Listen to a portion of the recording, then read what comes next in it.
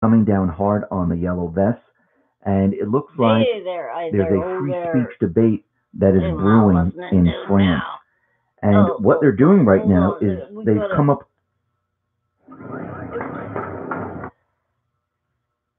I got something special.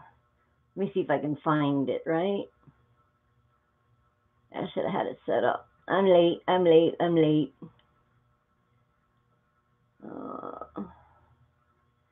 Is that it? Is it groove music? It might be groove music. Or no, wait a minute.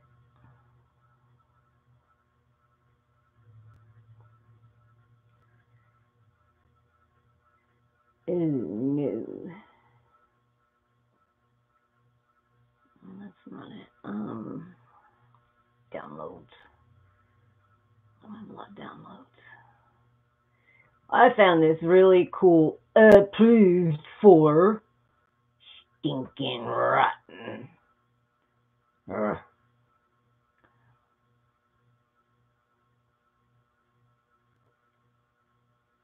Let me see. Anyway, because I get banned worldwide. Oh no, where did it go? Oh, was it?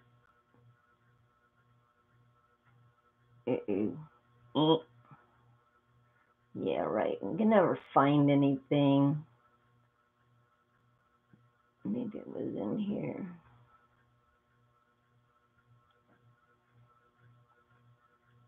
Oh.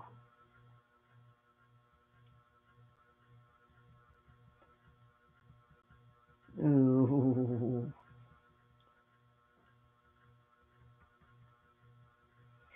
Anyway, I haven't been keeping up with the news that much. I'm sure everybody's going to be just coming in. Oh, where was that? Oh, come on. It's a good song. I don't want to end up getting. I always get freaking slammed in the corner, right? Alright, so, oh, there it is. This is approved by YouTube.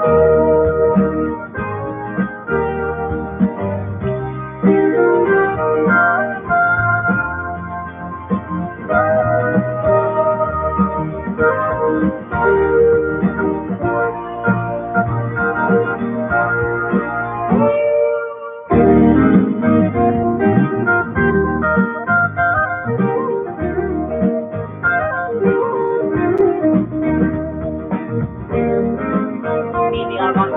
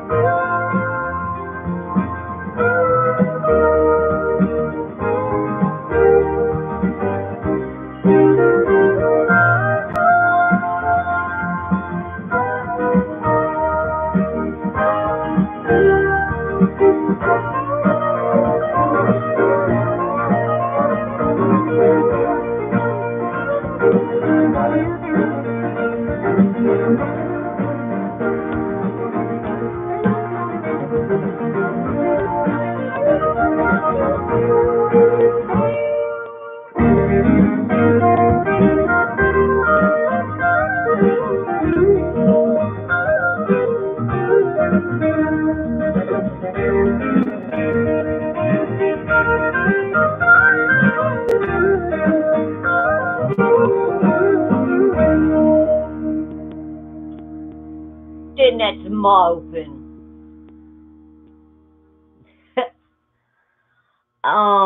Jiminy Crickets, you know what I want to bring up? Wait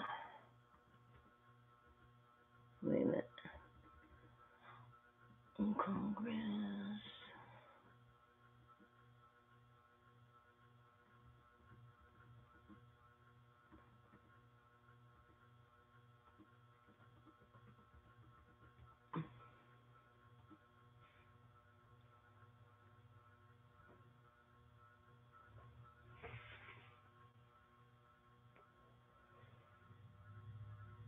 All right. You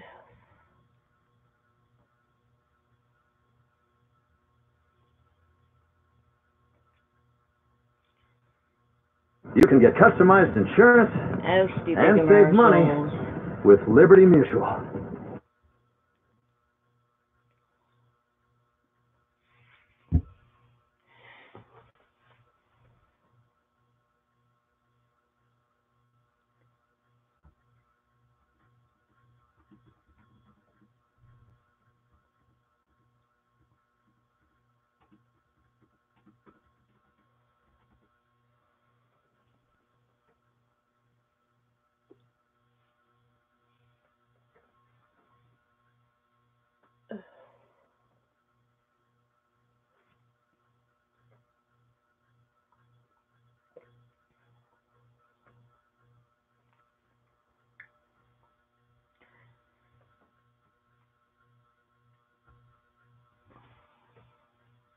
I think I need a booster seat.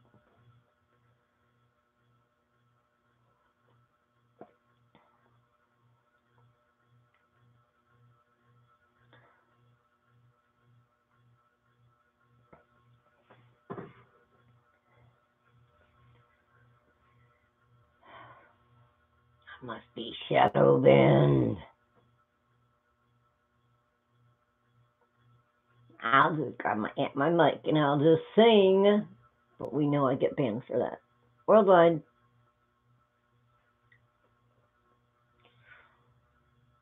Wow. Daria, you're always here. Wonder what gives.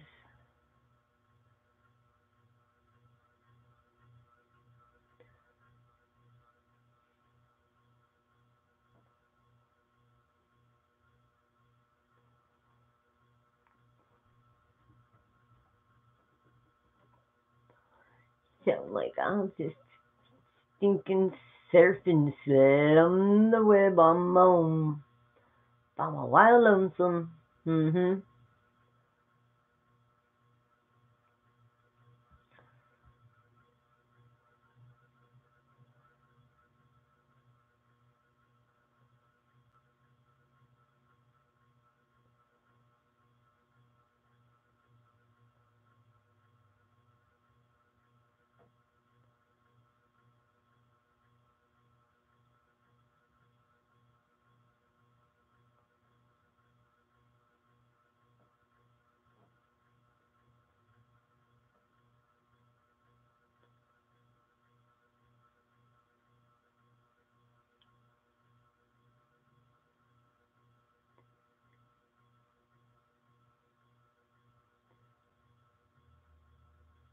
Who's this chick? This Sunday, Uber Rewards members in the losing city get free rides for 60 minutes after the game. I don't even take a gap. Let's see, I hope you guys can see me. Happy Friday, everybody. I know this. Yeah, okay. I'm not going to do her. So, what's on the news?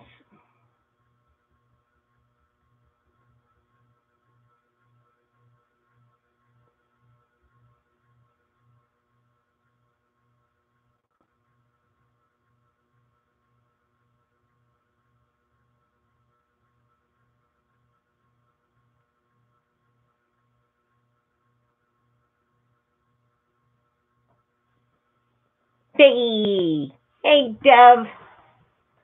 I'm back in my studio. My grandson Nick came and we tore into this room. Let me give you a tour, okay? We got our president. Yes. Uh-huh. There's the flag we all know and love. There's the mega poster. That was between that one and that one, they were limited prints through InfoWars. And then, of course, over here, we got the Beatles. There they are. The guitar cases. Oh, yin-yang things. Guitars. Oh, red chair.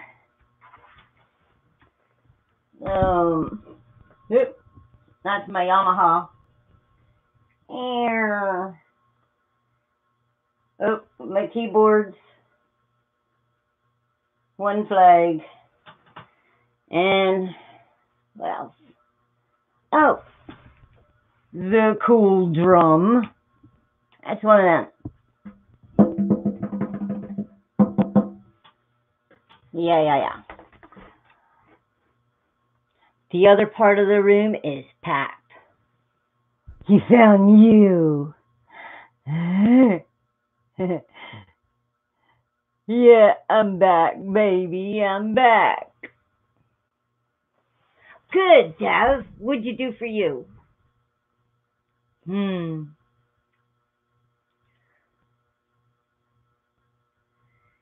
What'd you do? Huh?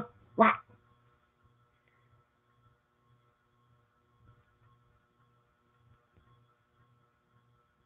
Good. So what have you been doing for you? Huh?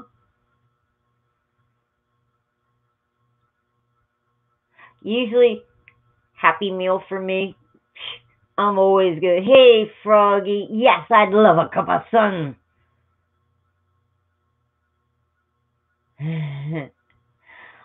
Oh, the elves in love. The elves in love. Yeah, ban that and bite me. Daria was in here. Oh my God, it was just her and I, right? She's like, sing this. I got banned worldwide again. I thought once I sung over it. Oh, okay.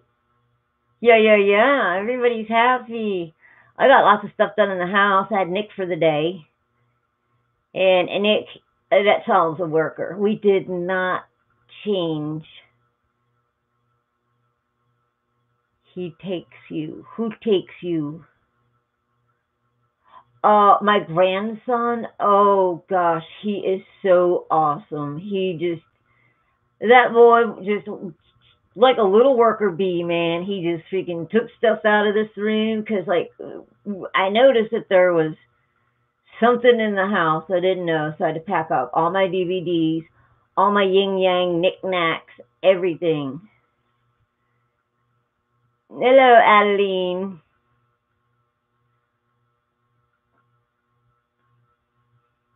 A cat?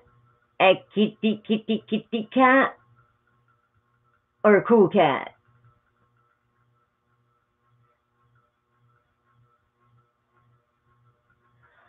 Guess I haven't really had time to stick with anybody, find out anything, nothing. And act. Froggy, you and a kitty? Did you name it? Because you know if you name it, you gotta keep it. Okay, Adeline. Dixo plate. Let's do something weird with my computer. Dev, it's only showing you in here. One person. And yet Adeline and Froggy's here. Oh, Froggy. Why don't you go to the shelter? Find yourself a nice little kitty, man. When they're stuck in a little teeny cage like this, they just love you forever. Some of the best animals I ever had came from a shelter. Except that Doberman Pinscher. I brought her home on Tuesday, and I called her Ruby Tuesday, right?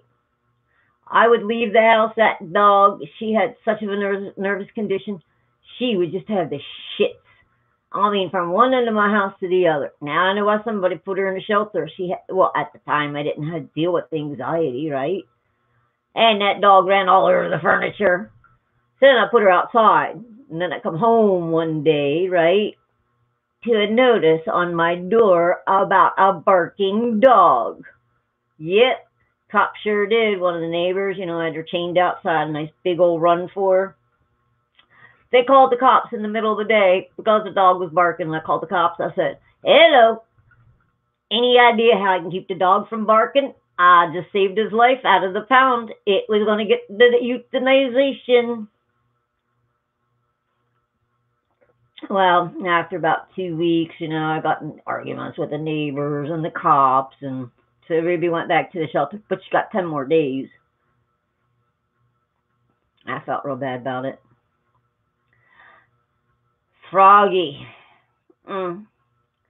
You'll know which one. I mean, like, they'll bump their head on the cage to you. You just got to go by, because they kind of pick you, and then, like, you get this vibe, and then y'all just become, like, best of friends. I've never had a cat right out of, like, a pet store. Somebody usually drops them off when they're going on out of town. They don't come back for them. At one time, I had, like, 7 cats. Then it was down to 5. Now I got 3.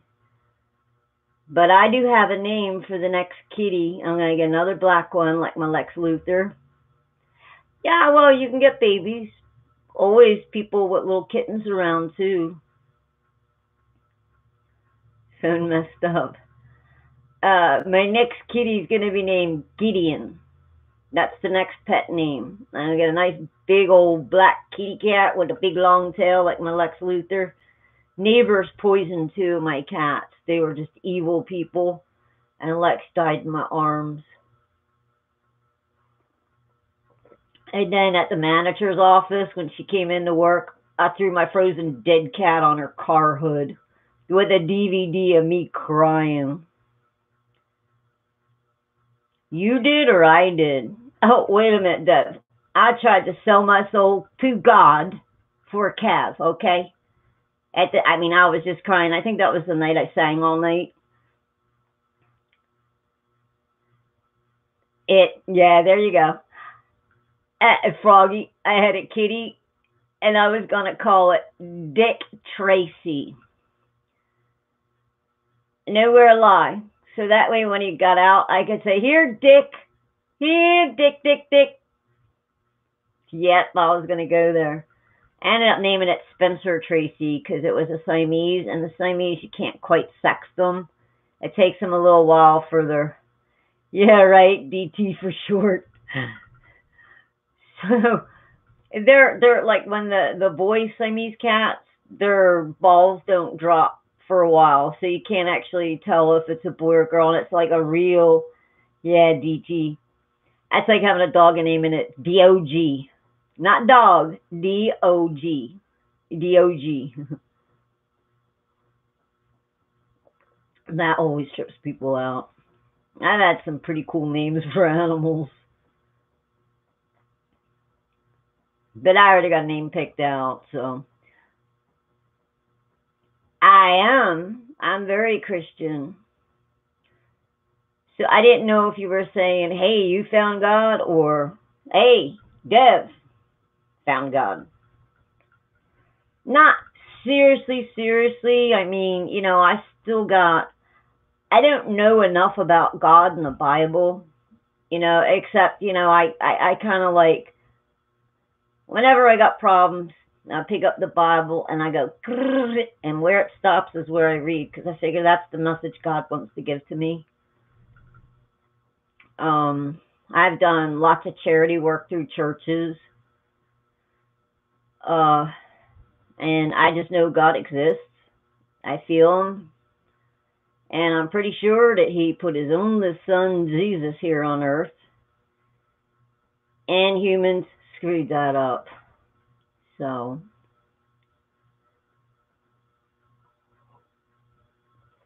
how did you, Dev, how did you stumble onto God? I mean, did an apple fall out of the tree and hit you in the head and say, Eureka! Thanks, God, I was hungry. Just joking.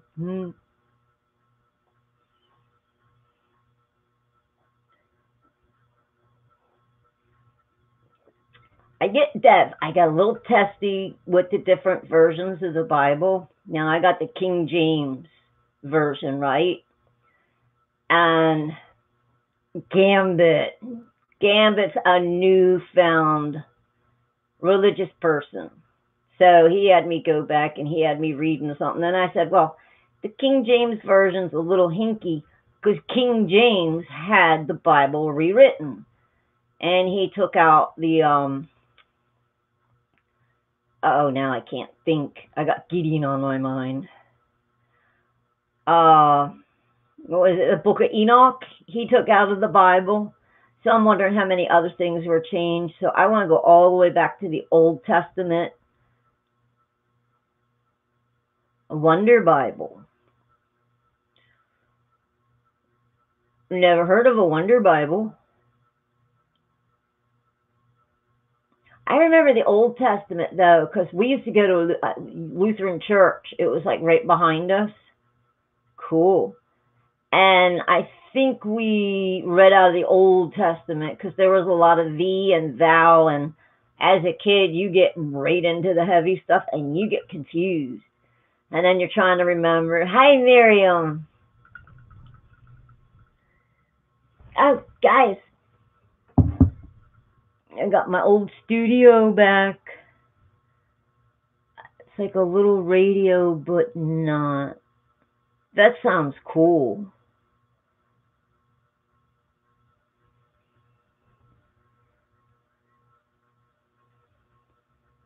Anti-worry message. That's good to know.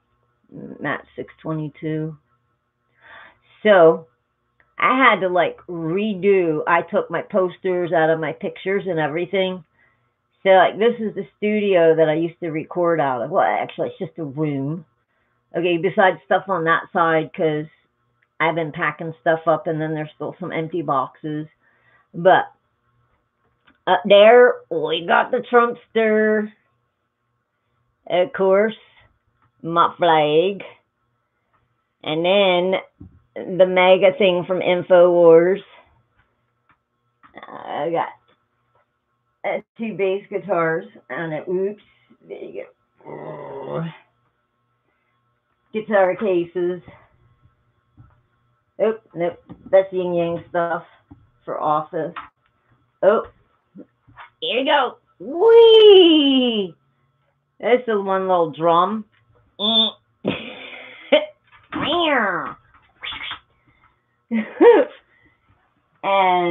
there's my Yamaha. I sport a nice scarf falling into that. And of course, you gotta have the American flag and the keyboards. But this one drum is cool. Leaving. Oh, hi Tim.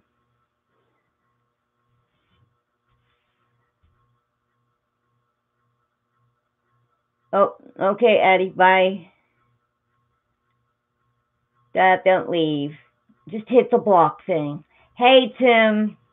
I know I didn't send out your thank you card. It's on the table.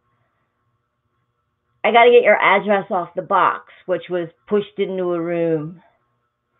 Oh, Deb, just hit the block thing. Addie did a very special thing a while back.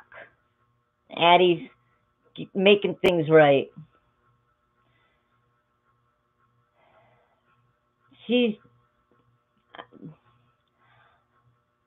When Addie comes in with Addie, it's she. I'm trying to be proper. Yeah, Tim, it's just everything's been a mess. I mean, I still, since Kev went in the hospital, I hit the ground running that morning and I haven't stopped. At like 1 o'clock in the morning, I woke up to Trailer Trash Barbie Girls on Jerry Springer. Hey, Gun. You're cutting out, Froggy. We'll come back whenever. Hello, hello, hello. What are you up to? Well, Gun, I really haven't been able to stay in touch with the news. But I did hear a few things that, of course, I want to spout off about, right?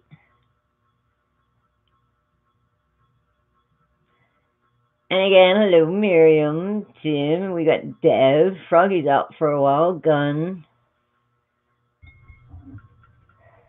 So yeah, and then, I was like, at 9 this morning, Kev's phone went off, and he's like, the grandson's coming, and I was like, what?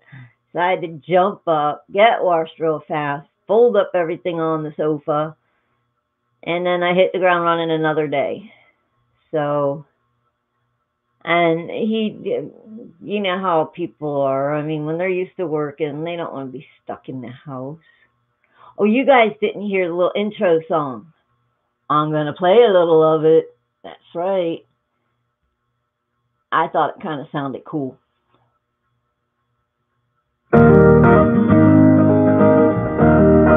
YouTube approved. Ain't gonna be tonight.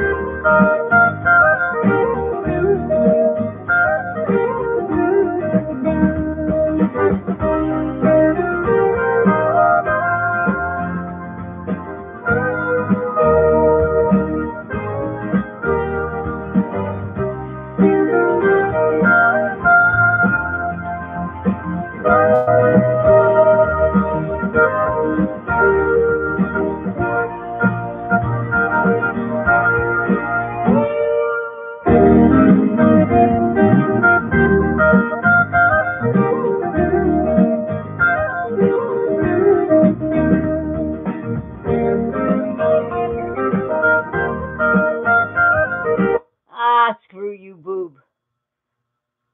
That's like approved music.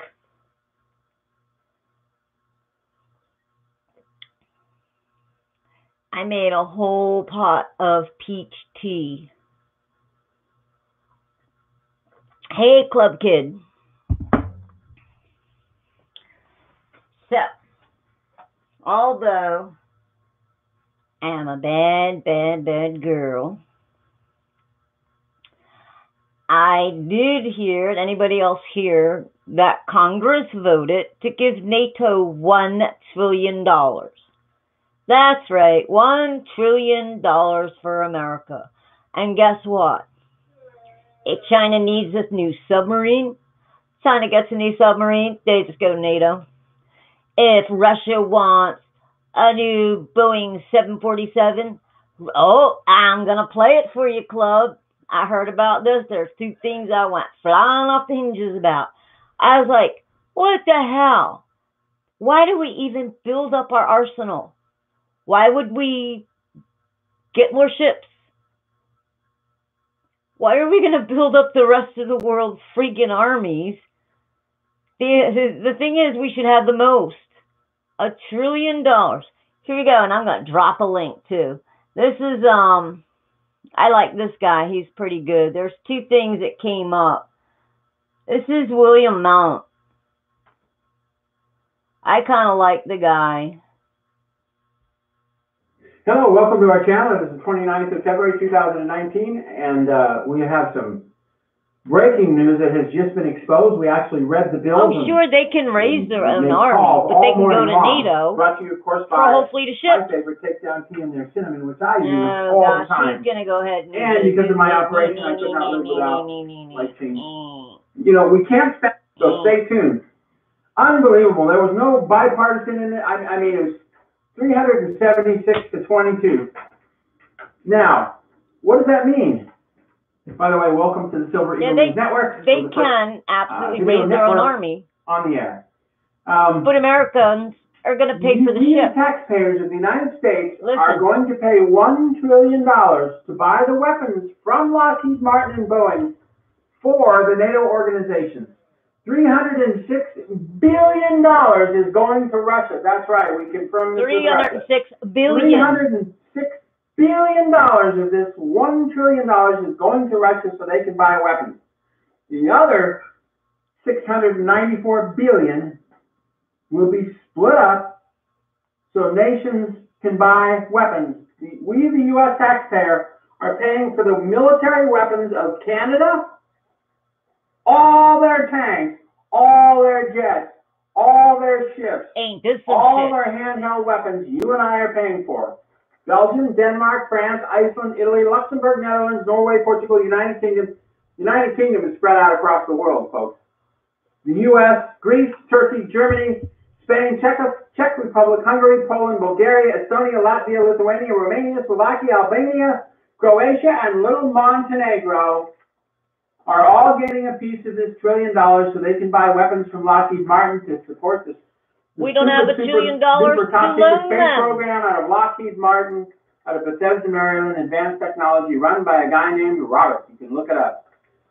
$1 trillion to support the space program, and we, the taxpayer, are paying for it. By the way, the U.S. Treasury just borrowed $1 trillion. And when this $1 trillion comes due, they have to borrow another $1 trillion so that those nations can buy weapons. We know that when Boeing builds a jet, Lockheed we, Martin, the taxpayers, pay for whoever buys it. So here comes Greece. They have an airline company. They want 3 Boeing 747s. I say we all get them in compromising positions. So China makes the Boeing 777, whatever they make in China, and they sell it to China. A dog we, or the taxpayers something, of America, and then blackmail them and put them out of business. All grain rice in California is still given to China under war reparations.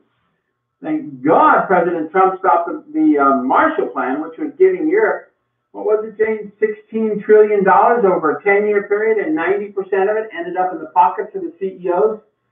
We, the taxpayers, are hyperinflation because we are getting absolutely fleeced. It's the fleecing of America. President Trump has walked into a viper's nest. 376 to 22. Can you believe that? It's time to arrest these people for treason. But President Trump walked into a corporation. In 1871, under the Organic Constitution, the United States was incorporated. In 1913, the Federal Reserve Act came along, and the Federal Reserve now took over the world's banking system because of the United States military. You in know, 1917, the Trading with the Enemy I got Act a theory. And if you are not born in Washington, D.C., you are an... I have a theory about this. What if Trump is going to get rid of the bankers, get rid of the IRS, back America's money? Because remember, and you only heard a little bit about it, Trump said he found $24 trillion. And people were like, oh, great, we're going to be out of debt. I'm like, no, that's not how it works. Business people work off of other people's money. Now he might, like, I don't know, the debt our payments every month used to be like $80 billion a month. I'm sure it's way higher than that. So you pay a little extra on that loan. Then you work off of other people's money. You got all that, you buy gold, right? So Trump knows corporations. Trump's been a businessman. What if Trump turns around and declares bankruptcy? And then all of a sudden, we got freaking money backed by gold, everything else. The Fed's out. Who prints up the money? Who actually owes the money? The Fed? I mean, that's crazy money. And he was going to give the EU, what, $16 trillion over 10 years? That's mad money. Why would you even do that?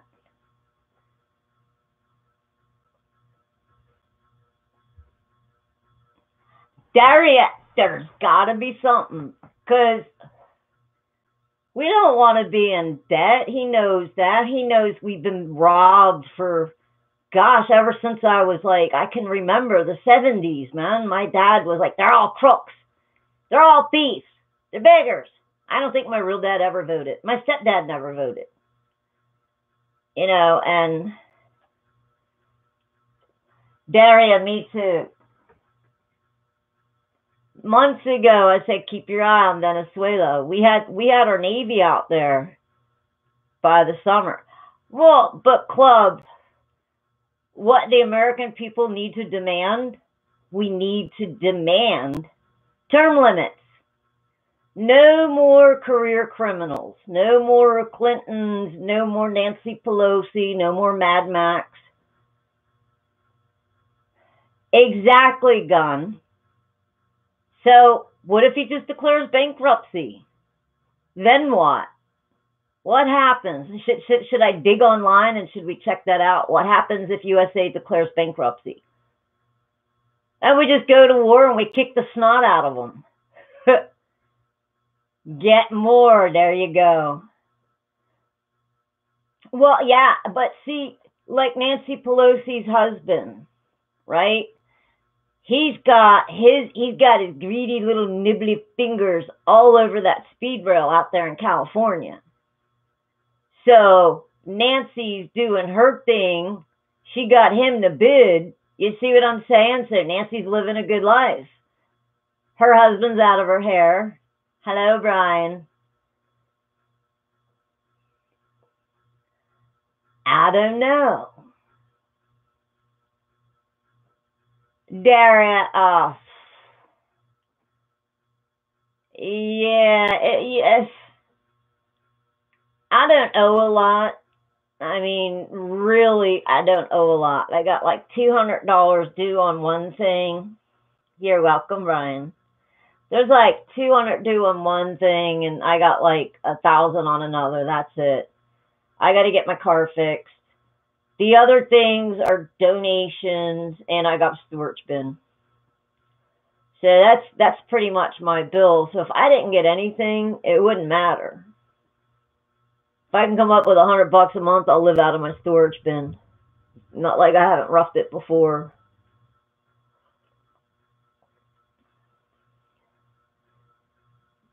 A gremlin toy boy. Either that or he'll just freaking own me. But let's see what we can find on the web here now that we're talking about that. All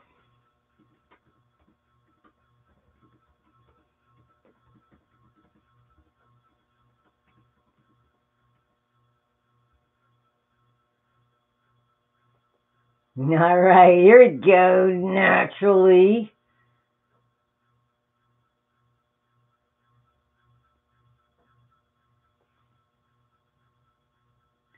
Let's go through Reddit and see what they got to say. The future of what if.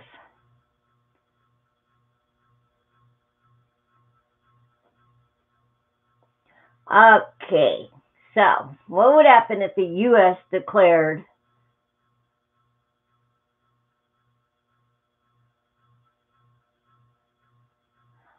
the U.S. would face a constitutional crisis at the same time as the economic one? Section 4 of the 14th Amendment of the U.S. Constitution reads, the validity of the public debt of the United States shall not be questioned, which could mean that the U.S. can't declare bankruptcy without repealing that amendment of the Constitution. It was enacted right after the Civil War to ensure that the U.S. government paid off its war debts and that the bonds it issued would be considered solid investments. I should also note that the U.S. current national debt is quite reasonable as a percentage of the GDP.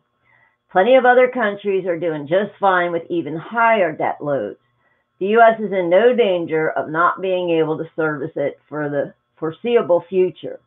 The debt crisis they're facing right now, is actually just a political crisis. Hypothetically speaking, if the U.S. were to just ignore or work around all of that and say, we ain't paying, regardless, the world economy suffers a collapse as Justin Lee describes. Nobody gets to repossess anything because the rule of law would be pretty arbitrary in the wake of all that. Whoever has the guns decides who gets what stuff. So that's what I said. We'd kick the snot out of someone. The U.S. itself could fragment due to the intense recriminations and infighting over who is responsible for this insane debacle. As the world starts slowly pulling itself back together, afterward, the U.S. will be an economic pariah, and some other nation or coalition of nations will establish a new reserve currency for international banking. Maybe something based on a basket of many different national currencies to prevent a centralized point of suicidal failure like this from arising again.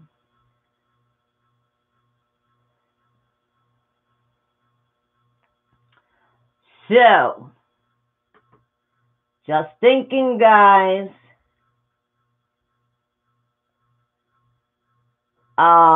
Pretty much what I said. I mean, I didn't know anything. I just freaking went on and just said, hey, well, what would happen?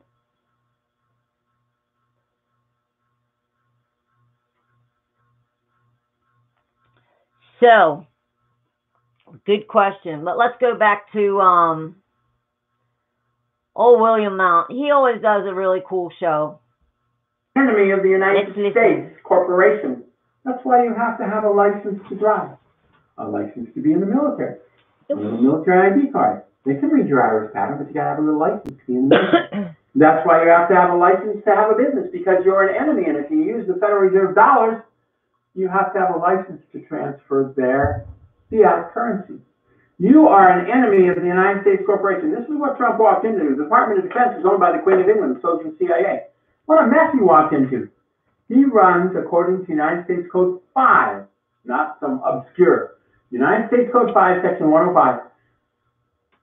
He runs the Department of Homeland Security. That's all the White House runs. They don't run the State Department. They don't run the Department of Defense. Nothing. And the Department of Homeland Security includes Border Patrol. So, unbelievable. Unbelievable. Today, the U.S. Treasury borrows $1 trillion, and tomorrow they will try to borrow another $1 trillion. So the U.S. Treasury Department, a foreign corporation, goes and it borrows $1 trillion from the Federal Reserve Bank of the United States and sells it back to the Federal Reserve Bank of the United States. No wonder why the IMF computer is in this continual loop and exploding. Jane's phone says it's 10:16, mine says it's 10:14. Our phones aren't even synced anymore. The master computer is having some temper tantrums. Jane, our phones aren't synced, are they? So we're seeing the breakdown of the central computer banking system. And you know, amongst this $1 trillion, Denmark's building a wall between Denmark and Germany because they got a wild pig problem. But we can't build a wall between the United States and Mexico. We can't even build a double chain link fence with concertina in it. $1 million a mile, 700 miles left to fence. A $700 million fence, and we have all of this in the inventory.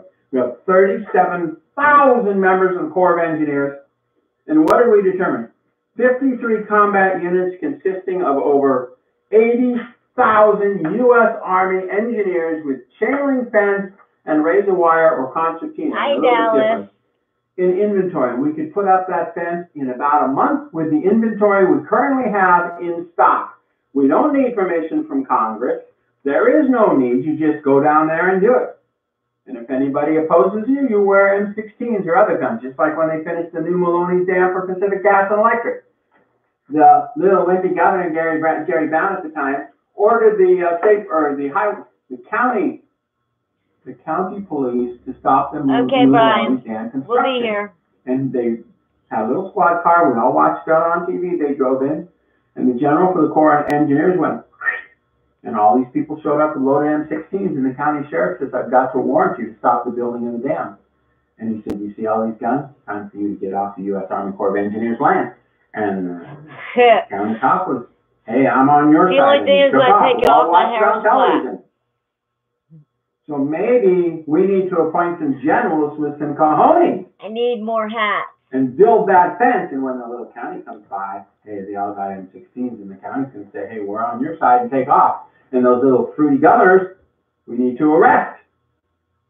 I mean, we need to do something. What about arresting him with the Corps of Engineers? I'll lead the charge. Give me 100 men, and I'll arrest the governor of California, Oregon, and Washington. Not a problem, but you won't.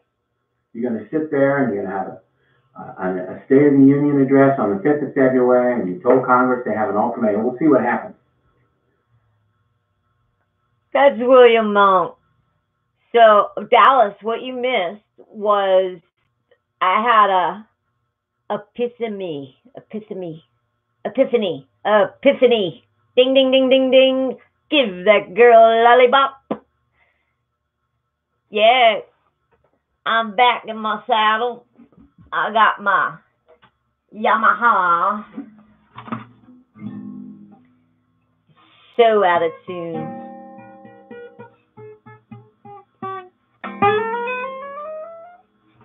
Yeah, that's it.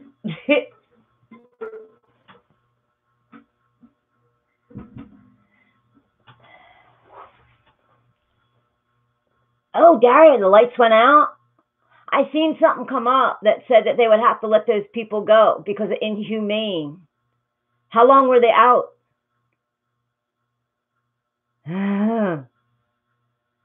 Same. They're a little hard rocking for me. Oof. Yeah, I see. I'm only catching little bits. I mean, my sleeping is all over the place. Like I said, I woke up to two trailer park trash going round the outside, round the outside, round the outside. Kev had Jerry Springer on, and it was about trailer trash Barbies, right? So I hear like this cat fight going on, and man, they were bitch smacking each other around. Right? I like popped an eye open, and I'm like, you gotta be kidding me. So I sat up to 4 in the morning. I caught Marsugal live, which hardly ever happens. And so I went back to sleep at 4, and then I heard him clanking around at like 7 because the one medication he's on makes him eat. So he'll catnap for an hour or two, and he's got to have munchies, man. He gets up, he's like, I gave him little hand weights because I was going to wear my hand weights so when I moved around, I could get my guns back. Yeah. So anyway, I was like, here you go, hon. I think you need these hand weights more than me. But he does. He just wakes up and he run. I mean, he polished off a meatloaf in 2.5 days. A can of tuna. 6, this is like in the last 2.5 days. 6 French bread pizzas. Yeah, that's right. I got it. A little flabby, though. I've always been muscular, though. So, you know, and then I actually, because I got him in the living room with me, you know, because he's still not walking very well. So, you know, it's pretty much, for one, it's tile out there, and he's away from the carpeting. Oh, and the people came to do the air quality test. $646 more to test what kind of mold. And the guy said he thinks it's Staphylococcus,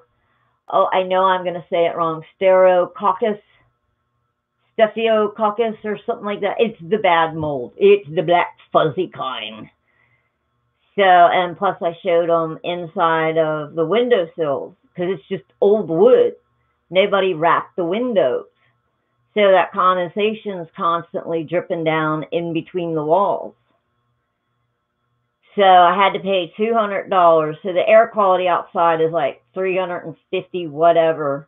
It was $1,025 in here. So my air quality is 3 times worse in the house than it is outside. And I guess when they say, oh, go get some fresh air and take a walk, they're right, especially in my house. So, and they said for the package, they'll take off the $200 I put out this month. I'm like, I'm ready to start me a GoFundMe, you know, and we got to move regardless. I mean, the landlord, she's got to do the repairs. She can't do them with us here. You know, once she starts breaking open these windows and stuff.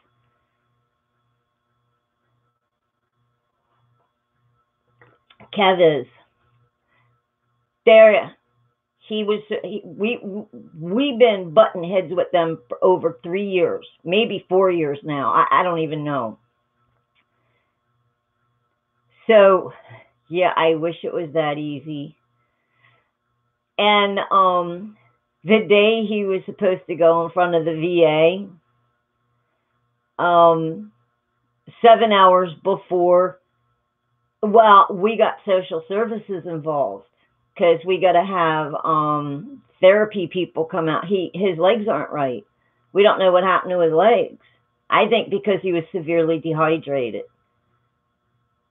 I'm not sure. I mean, even the doctor's not sure, so we still got to go to the doctors. But we got an occupational therapist coming out, a regular therapist. They have nurses coming out. They're going to be, Club, I could never do the show if I was. One night maybe I ought to do it, and y'all just see me go, durr. So, I mean, you know, the state's helping out, and, you know, I looked at him and I said, he's the only breadwinner. What are we going to do?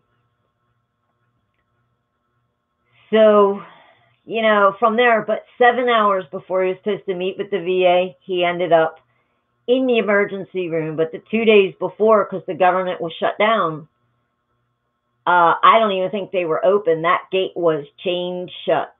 So I don't even think they were there for him to do his meeting. So I said tomorrow, I said, call him every half hour. He's like, I called and left a message. I was like, no, you can't do that. You call every 15 minutes, every half hour, every hour. You just can't leave a message. There's thousands of people leaving messages. They got probably, 6 people in there. They ain't going to return 1,000 calls. It ain't happening. And until your paperwork is right on their desk. I'll get in their face. I ain't got a problem. See these legs? Wow! I'll kick your ass. ALS, we're getting 2 different therapy and now approved for a new bathroom. Daria, I think I'm gonna, because I took a sample of the mold. I took it in when he was in ICU, and they said, we don't even know how to test that. And I'm like, what? You put it in the lab. Send it out. Send it to somebody to test it. You should know it. Because in the pamphlet, let me get the pamphlet. Let me read to you what the pamphlet says. Y'all are going to flip on this.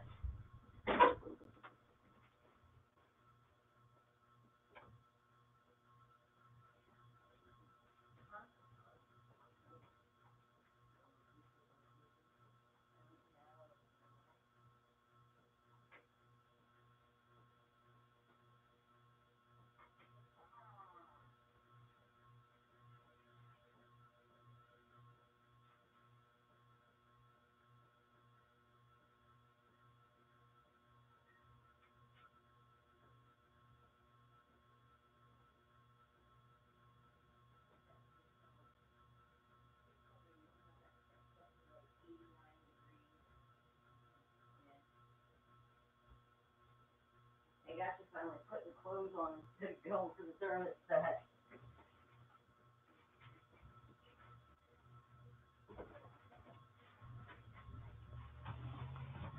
So, the guy that came out was really cool because he served in the Army too. So they left me this nice little pamphlet. I know it's all backwards.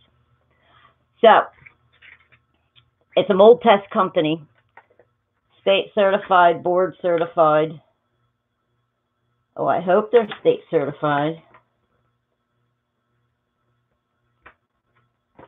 Anyway, symptoms of mold sickness, right? Check this out. The following symptoms are commonly associated with short-term and long-term exposure to mold and bacteria. Level 1, early symptoms. Headache, skin redness, skin rashes, eye irritation, sneezing and itching. Level 2, advanced symptoms. Breathing disorders, coughing. Y'all see, like when I get like a good portion, couple hours into the show, I start coughing because I'm by the window where the fuzzy mold is. I'm a moldy old bitch. So, ear infections, I get them. Fatigue, chronic sinusitis, chronic bronchitis, pain in muscles and joints, asthma, nausea, diarrhea, nosebleeds. I get nosebleeds. I get freaking scabs up in here, and I can't, it closes up my nose, and I'm like trying to sniff in the air. Nervous disorders, heart palpitations, blurred visions. How many times did you guys hear me say, guys, I just can't see. Everything's blurry. Swollen glands, weight loss, weight gain. You know, we can just blame it on the mold. Come here, brownies. Chronic fatigue, loss of appetite, depression, open skin sores, sexual dysfunction. Yeah, I'm a dysfunction, okay? I'm a non-function dysfunction. Yeah, fat ass mold. Look at this ass, man. Look at that thing. Woo! That's a moldy butt. My moldy ass. Thyroid conditions. Level 3, late symptoms. Oh well, missed the boat. COPD. COPD. Blindness. Hypersensitivity. Pneumonitis. Histoplasmosis. That's something you get from doing the kitty box. That histoplasmosis is some bad crap. Especially if you've seen monk's poop. Memory loss, long term. Bleeding lungs. Kidney failure, liver disease, cancer, and death. Danver, hey! This is all from mold. This is like a certifiable company. You think he gets it yet? No. Because he smokes. The doctors know what they're talking about. And here's people that are like, nope, these are things that are commonly misdiagnosed from mold. Kev don't get it. Kev don't get it. So that's not even off of internet. That's not off of, gosh, I've watched occupational doctors do things on it. Hey, Gus. Oh, I'm sorry. I sat in here for about the first 8 minutes alone.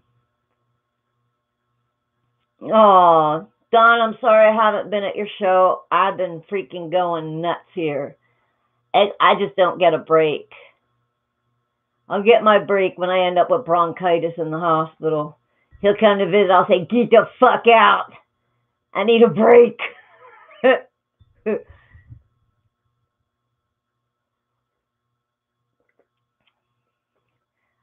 Brian, if she owns the house and she has insurance, tell her she can get it tested by the EPA for free. The only reason I'm going through all this is for one to show, oh, I know there's something wrong. Now, if I go through the EPA, they might throw condemned on the house. But I have to go through all this to get renter's insurance. I'm gonna end up losing like everything. People walk out with their driver's license and the clothes on their back. That's it. Oh, Dev, no.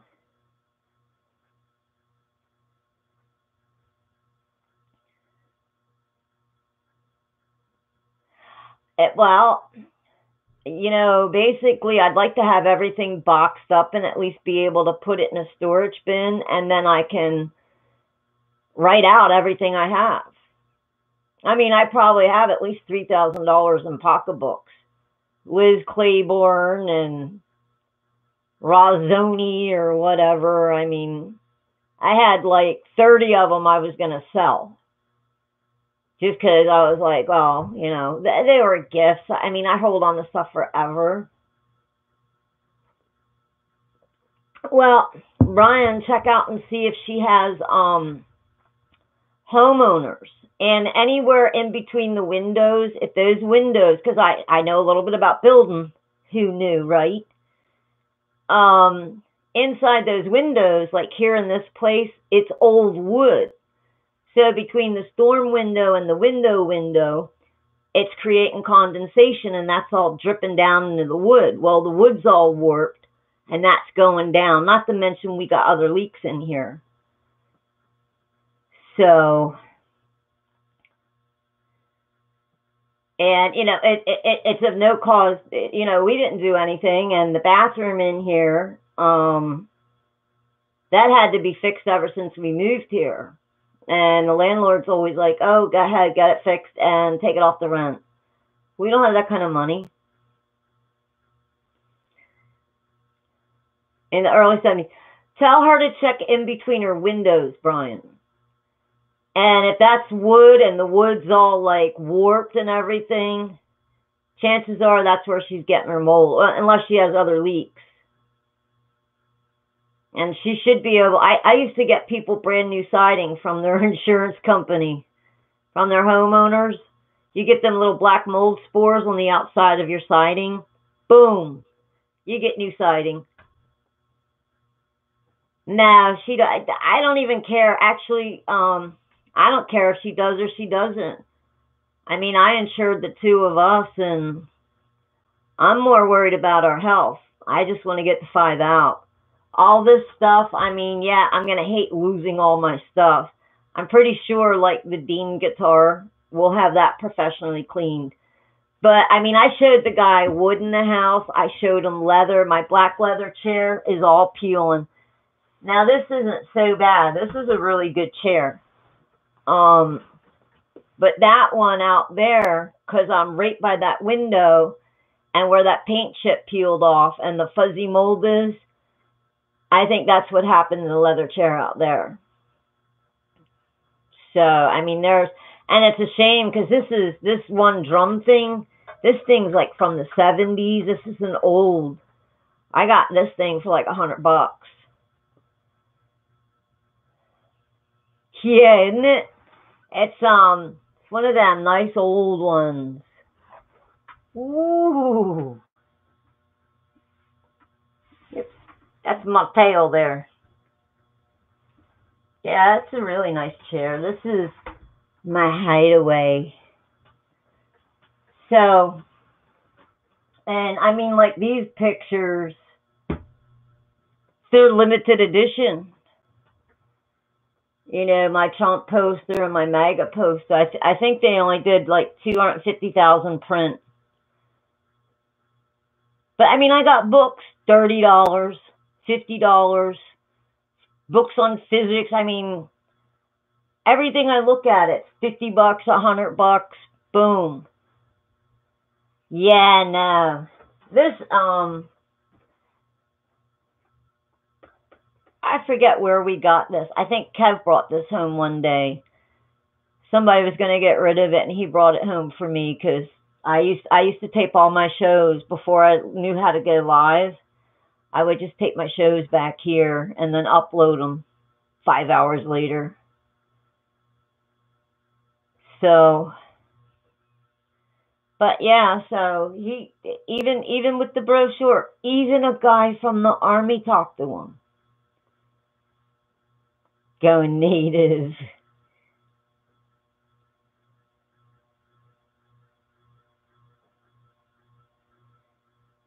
He called out Ron Rogan for being a sellout. Who's Rogan or Roger?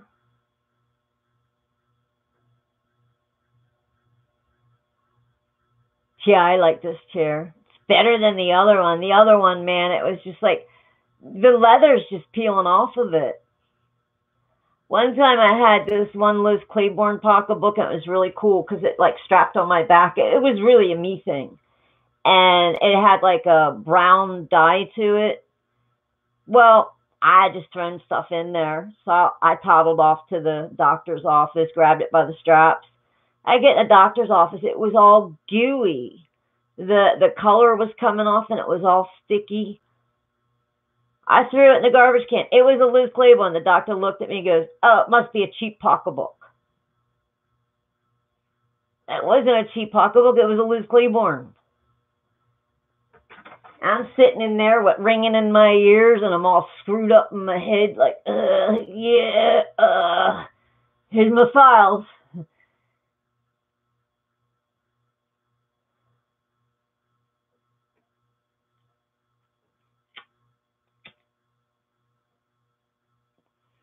oh, I'm not allowed to do this in the house anymore. I've been going outside. I'm like the bad kitty. Outside.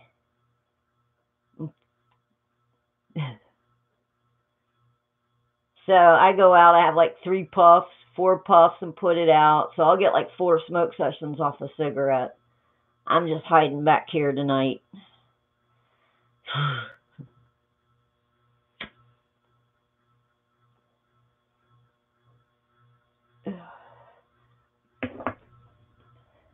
Oh, Dara, you and me both. I'm just waiting for him to just throw a sticker on my head that says alien and send me out the back door. Actually, one doctor's office, I was so out of it, they sent me out the back door. I was like, my ears are ringing. My ears are... Now, I don't know if mold can do that or not, but they've been ringing for almost a year. I haven't caught Alex Jones, Dallas. I'm so behind in everything. Phoebe's Clubhouse, yeah. And you know, it's, I mean, oh, bad, bad. I'm going to try more tea tree oil in there. And I mean, there's a lot of home things I can do. It's just all the stuff came up with Kev. But I found a 5G tower. He took me down 64, and I said, and it was huge. I mean, it was up on a big old steel thing, and I'm looking, I'm like, I'm going to the eye doctors. Yep, target practice for me. What are you going to do? What are you going to do, throw me in jail? 3 hots in a cot sounds a lot better than a moldy place. I ain't got nothing to lose, except the ringing to stop in my ears. I'm going to the eye doctors because I'm nearsighted.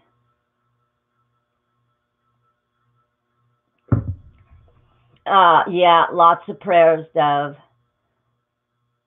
Oh, Lord in heaven, please, Dev's hubby with the tinnitus and everybody else that's being tortured with this ringing in the ears, please make it go away. Make them big towers fall down.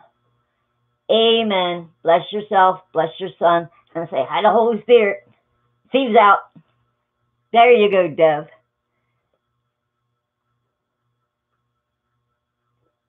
Yeah, I'll get into other details about Kev. I'm the only person in the world that tried to sell my soul to God. To God. To God. For Kev. Yeah. What? I think God keeps me around seriously because I think he just gets a kick out of me. Who else is going to make a win-win deal with God, right? It could have went the other way. Yeah, Thor News. You know, around the end of the month, beginning of the month, he gets a little cranky. And I bought a bunch of his artwork there, yeah. We had one of those trolls in there, right? Every time I said, you know what? Keep opening your mouth because I can $5 him all day long. Every time you open your mouth, I'm donating $5. But Daria, he was selling his artwork because, you know, it was something with his power. I said, dude, keep the artwork. I just had fun with your troll. Hey, Gambit. He is, I mean, but he diggity dogs on people that pay attention to politics. So, you know, it's like I take a break from them. But who you need to check out is Daily Tropical. He's like an 11-year-old kid, Daria. And he does the weather like you wouldn't believe. I have him on my station. Daily Tropical. I know there's one more word there. But he's like 11. He's amazing.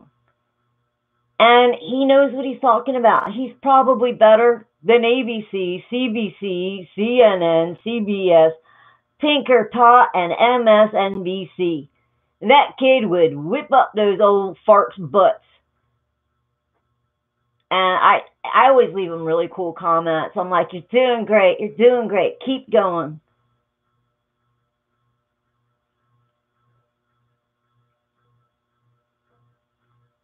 But that little kid, and Thor does do some good stuff. Like I said, man, there was a troll in there. Oh, I'll give you a penny and free shipping. The guy's selling his artwork. He's going through his tablet and he's showing it and he's showing it. And this guy's like, a penny free. I was like, oh, come on. I was like, hand me the wrench. Hand me the wrench. So every time he opened his mouth, I said, keep on opening your mouth. Every time you open your mouth, you make this man money. Every time he opened his mouth, that man came up with his money for his electric bill. I didn't care. All right, Dallas. It's still early. Y'all close early on Sundays? Oh, anybody watch the Super Bowl? Or is it still going?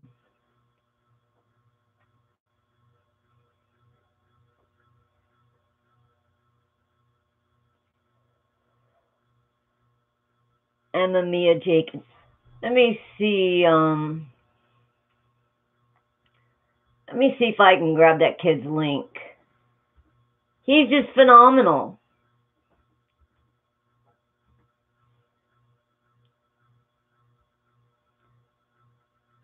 Is it Daily Tropical Weather?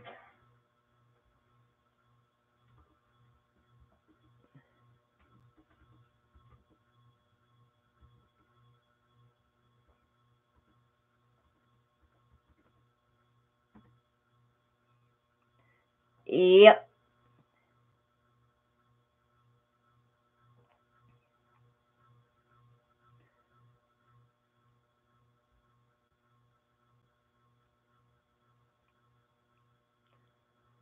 Let me see.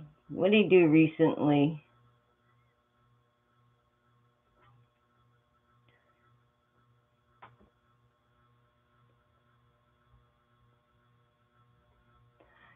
Actually, he's premiering in like 19 minutes.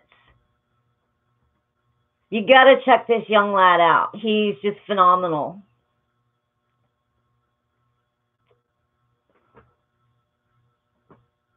And that's where I've been getting my weather, because I took a break from Old Thor.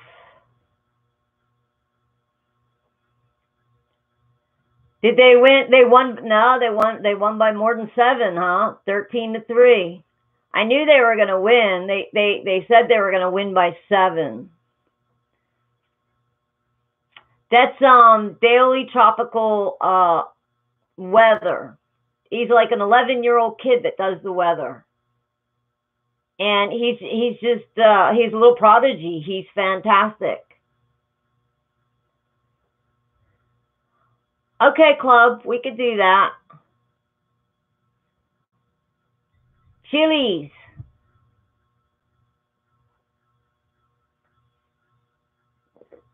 Yeah, well, as soon as those guys get off their knees and stop, maybe I'll start betting on them. And I don't know nothing about football. Nothing. I know nothing about it. I just bet. Kevin and I, we used to bet like $1 every game. And he usually, except he always took the Patriots, and I always took the Cowboys. So we had our teams, and he'd usually give me the pick, and I just picked it. I mean, I don't know. If you got a cheetah against the lion, I don't know. I guess I'll take the lion.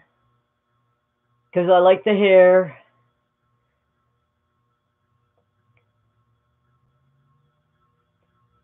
Yeah, you know what? Hey, Corriga. Chances are you've done it more than me.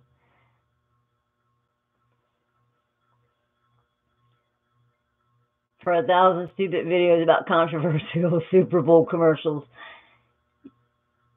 Did they play the who is it? Sierra or something like that? Siri? All them people being popped out of their hot tub.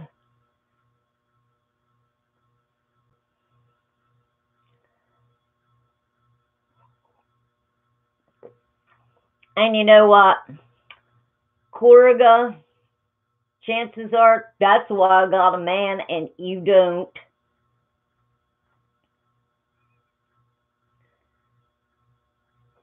Obviously, I'm good at something. Although he does really like my meatloaf. I made a simple little meatloaf.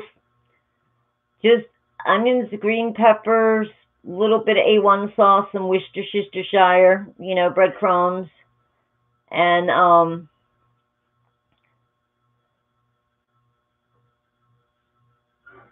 breadcrumbs, eggs, and some ginger on the top, and some bacon, and that was it, and he loved it. How come none of you guys have wrenches now? Did they stick me in the bad girl timeout again? Oh, you guys are supposed to have wrenches. Where's your wrenches? Am I just not seeing the wrenches? Do you guys see your wrenches?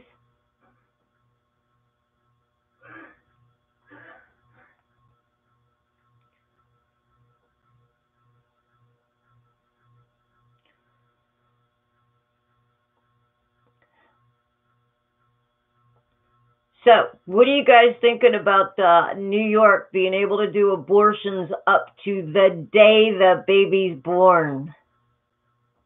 How about that? You think we can abort Hillary and friends?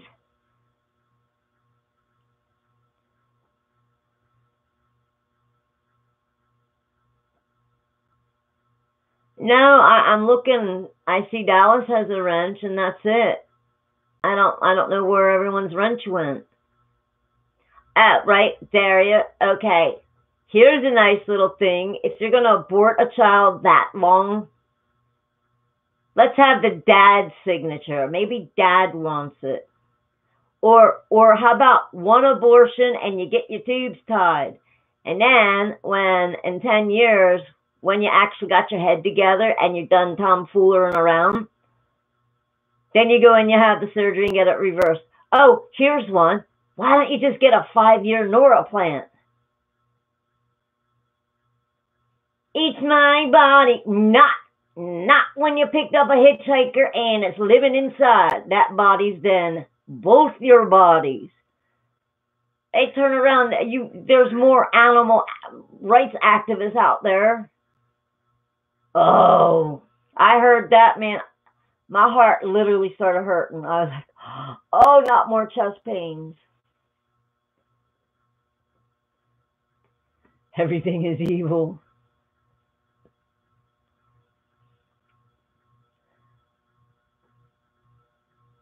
No, I didn't take anyone's wrench away. You boob foolery. We know what happens. Nobody got a notification either. Y'all just happened upon me.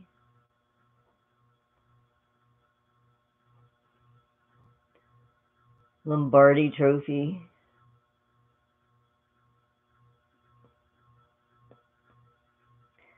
Yeah, well, I'm sure Kev's going to be happy tonight. I'm surprised he didn't watch it.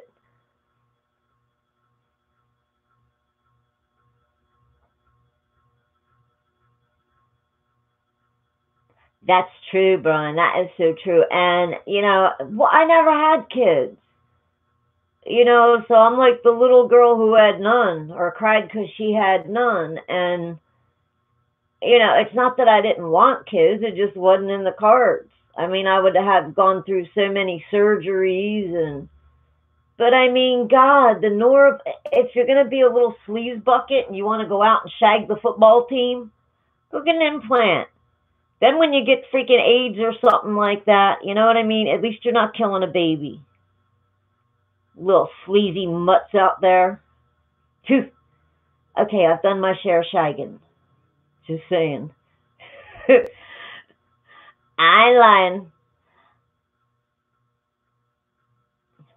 Right, Daria. And I mean, all my friends had kids, and the kids always came to me, and it's just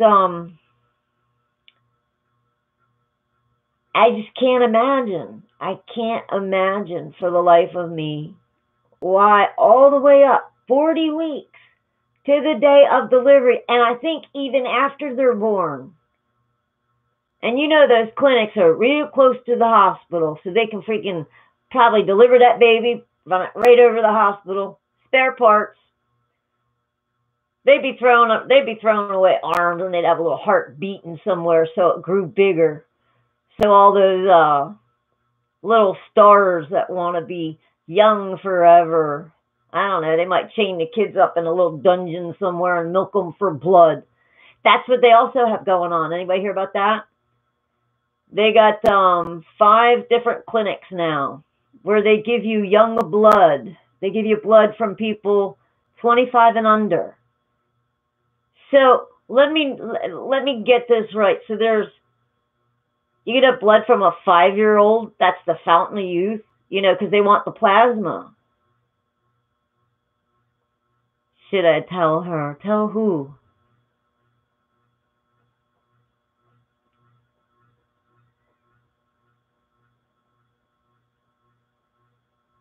Whoops, I got lost.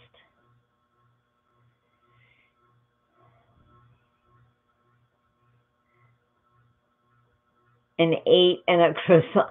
No, but Pillsbury Grands makes those sweet Hawaiian little rolls now that you cook. Oh my God, they're so good. And next day you get a little orange marmalade on it. Woof! Yeah. So they could take this whole baby now, and instead of pulling it out in pieces, they just take the whole baby, deliver it, spare parts. That's just, that's creepy. Yeah, that's what I said, Dev. They could chain them up in a basement and freaking milk them kids forever for blood. Yeah,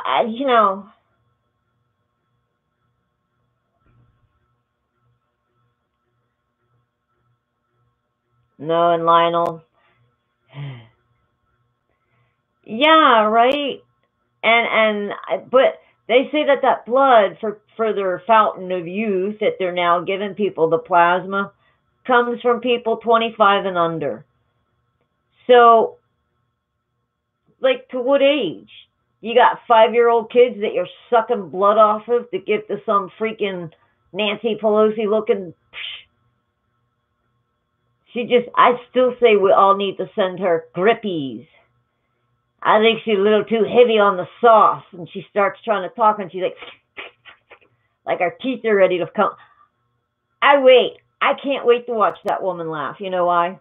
One day, I know it, those false teeth are just going to come right out of her mouth, because they slip, unless she's actually that soft.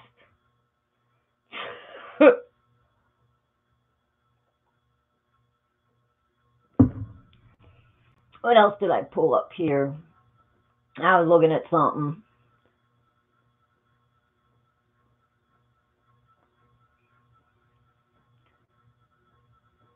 Oh, there's got to be something good on. Let's see.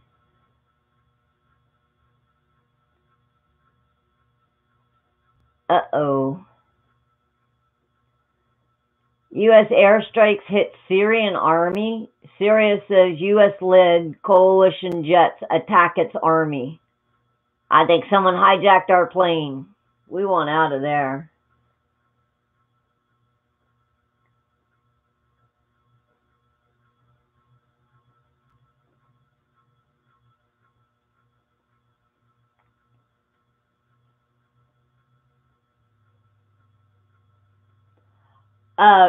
Did you guys ever hear J.B. Gunner? Oh my God, he is so raw.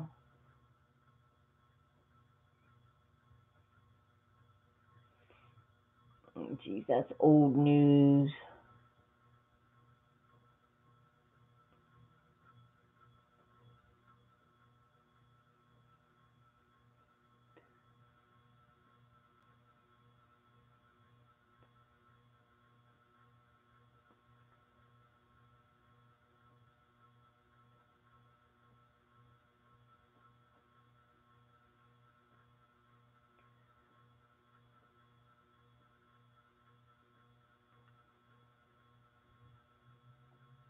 I try to find something that isn't so new so you guys can...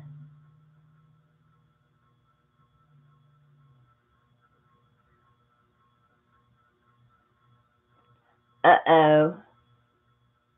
I don't know who Sweet Lil is.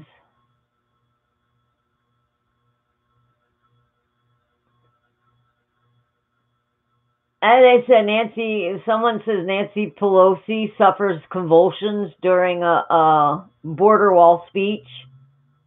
That was 20 hours ago.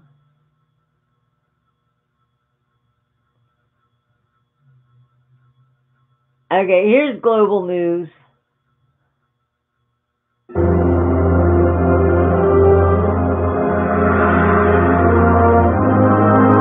Negotiations resume today as a bipartisan group of lawmakers work on a border security deal that will avert another government shutdown. This is all hell broke loose after Pelosi found out her world collapsed. The endgame video. A major sticking point, of course, funding for the wall. Here is something of what went on yesterday.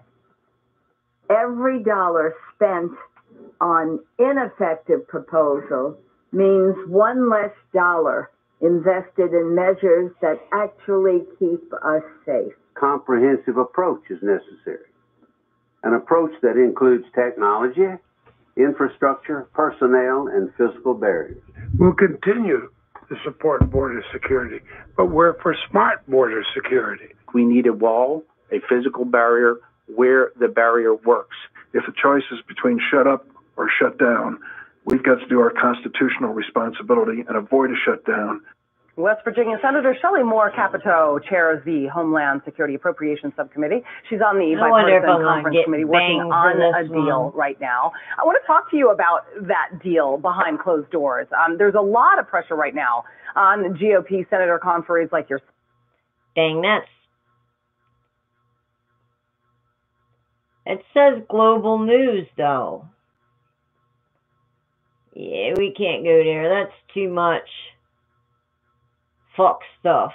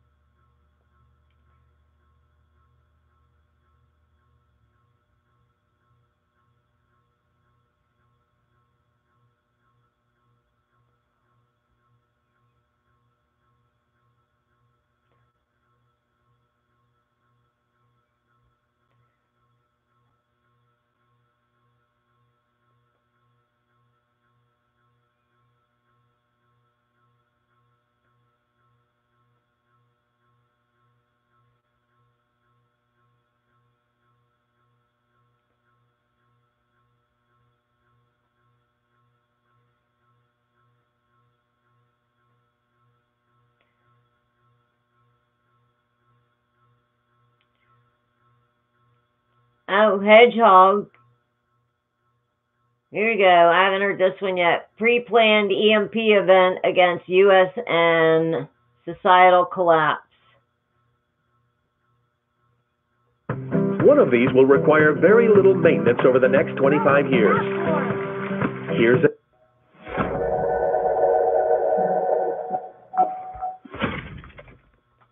We got Hedgehog. First time involving around number 30 Broad Street, 1022. Don't worry, Darius. I got jumper cables.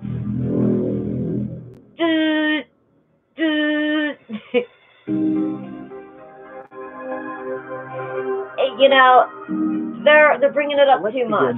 I don't even think they need to have an EMP. I think everybody would think it's an EMP. Electromagnetic pulse is basically a super energetic radio wave. It's got so much power that it can destroy electronics across a huge area. In fact, across the entire world in the case of a superstorm, a solar superstorm. The EMP can be made by nature, by the sun, by a solar superstorm, or it can be made by man by a nuclear weapon.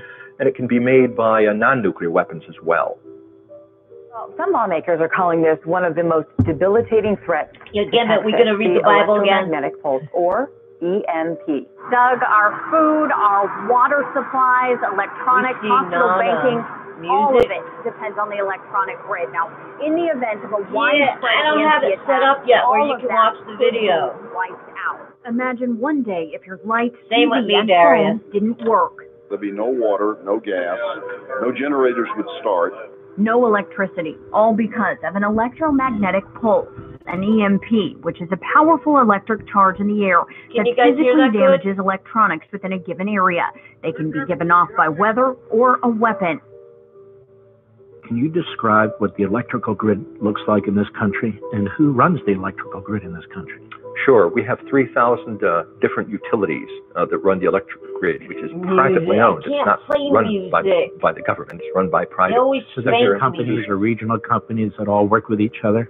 Yes, that's right. And we have our North American grid is divided into three parts: an eastern grid, a western grid, and a Texas grid. And Canada is part of our grid. Canada is on the same part of our grid. They done banned me worldwide, Darius, for that night. So it's not just the U.S. grid. I don't care. We had fun. It includes Canada. And they're all wired together except for Texas, which has got its own independent. Why is that, by the way? Texas grid. Just came about that way? It just pretty much came about that way. There are regional entities that manage and try to coordinate these various grids. And Texas decided, decades ago that they wanted to be on their own. Unless you can just put on the wall the water purification. Some are already preparing for extreme situations. That is a major concern. Dana Ellington says that people come into his Richardson store every day worried about a severe power outage. Food bars, food tablets, a little miniature stove. And he's stocking up too. Water, food. Our biggest sellers are the freeze-dried food. When it comes to preparing for no electricity, I found out battery-operated items are the #1 seller, followed by solar. You can be proactive. I seen people going out of Walmart the other day because we had to get Kev's meds. A lady had 6 cases of water. That was it. And I noticed everywhere I go, like the grocery store, when I went last week, they actually just started bringing pallets out and putting them at the end caps. Because I've been saying that one bottom shelf, which is good because there's people paying attention. Now, we got well water, and even if the power goes out, I mean, they'll use a generator, to get the water to us. But I imagine that they probably do it to where you get the water right by the pump house. So we would have to take buckets or pans or whatever up. But I mean, I've been storing it, all those glass empty wine jugs from the last couple of years. I fill them with water and, I get a juice bottle. I fill it with water. I clean it real good, bleach it. Give me...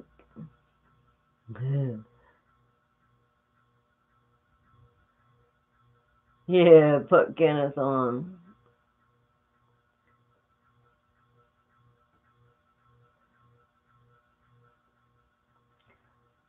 So anyway, yeah, Gun, I'm trying to do that. That's why I said my glass jugs. And even at that, every 3 months, I pull all my water up, wash everything real good in warm, sudsy water, put fresh water in it, and then put it back. Because I don't like, I hate drinking out of plastic. I still haven't cleaned up my, my copper pitcher. I did get the cleaner. I got one little stripe just to see how beautiful it would be. We got well water. But yeah, it's right out of the tap. Now, we got good water here. I mean, it comes out, it's so cold. The well's 200 feet.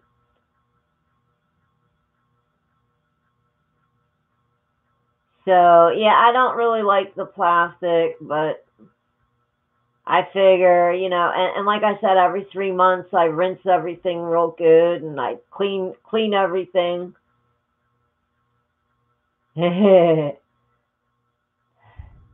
I'm trying to be good, Daria. I gotta take care of Kev. But I made a pot of peach tea.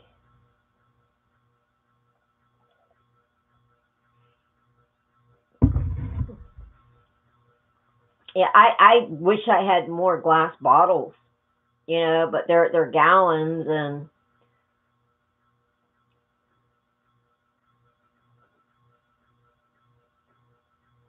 I had an issue here at one point I don't know. I had like the little plastic water bottles, and I swear I opened them up and they tasted like plastic. I think that's when we had that electromagnetic storm. Man, I got a picture of my hair. It was just so fluffy. There was no curl. And then you could just see it just separating and going up like this. Our house held a charge from it. I'm like, hon, what's wrong here? And then I found out, after research, it was electromagnetic storm. So I don't know. It was something, because like we were seeing, it looked like bolts of lightning going sideways through the house. And like I'm watching TV and I'm like, hon, did you see that? Because sometimes you see something a little odd. And you just need somebody else to either confirm or deny and say, yeah, you're seeing shit. Yep, you're hallucinating. No, he's seen them too. So I don't know if it affected the plastic water here or not, but, what was in the refrigerator was okay, but anything that was in plastic, and I'm not a big soda drinker. And I was like just pouring that stuff on my tongue. I was like,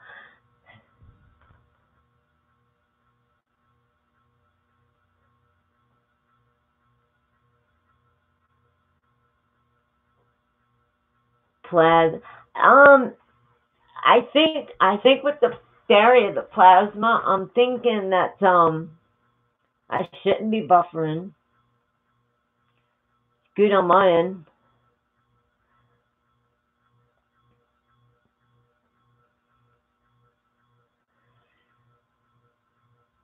The plasma, we saw a couple, I think before Kev went in the hospital, we were looking outside and he's like, and it was nighttime and he's looking and he's like, somebody just dimmed the sky. And I'm like, what? He says, I swear, he says, it looks like the sky got dimmer and then darker. And so I went out and I seen it too. And then who else was talking about it? The night of the blood red moon, other people seen it too, because I think you guys were here. Dallas, I remember talking to you somewhere. And I said, I think I seen a fallen star. It wasn't a fallen star because it didn't come like straight down. It kind of went across. And other people seen it too. And I was like, dang, I wasn't able to get the picture because the moon was this way. Now the moon was right up that way and it was over that way. So anyway, let's see what these people still got to say about this.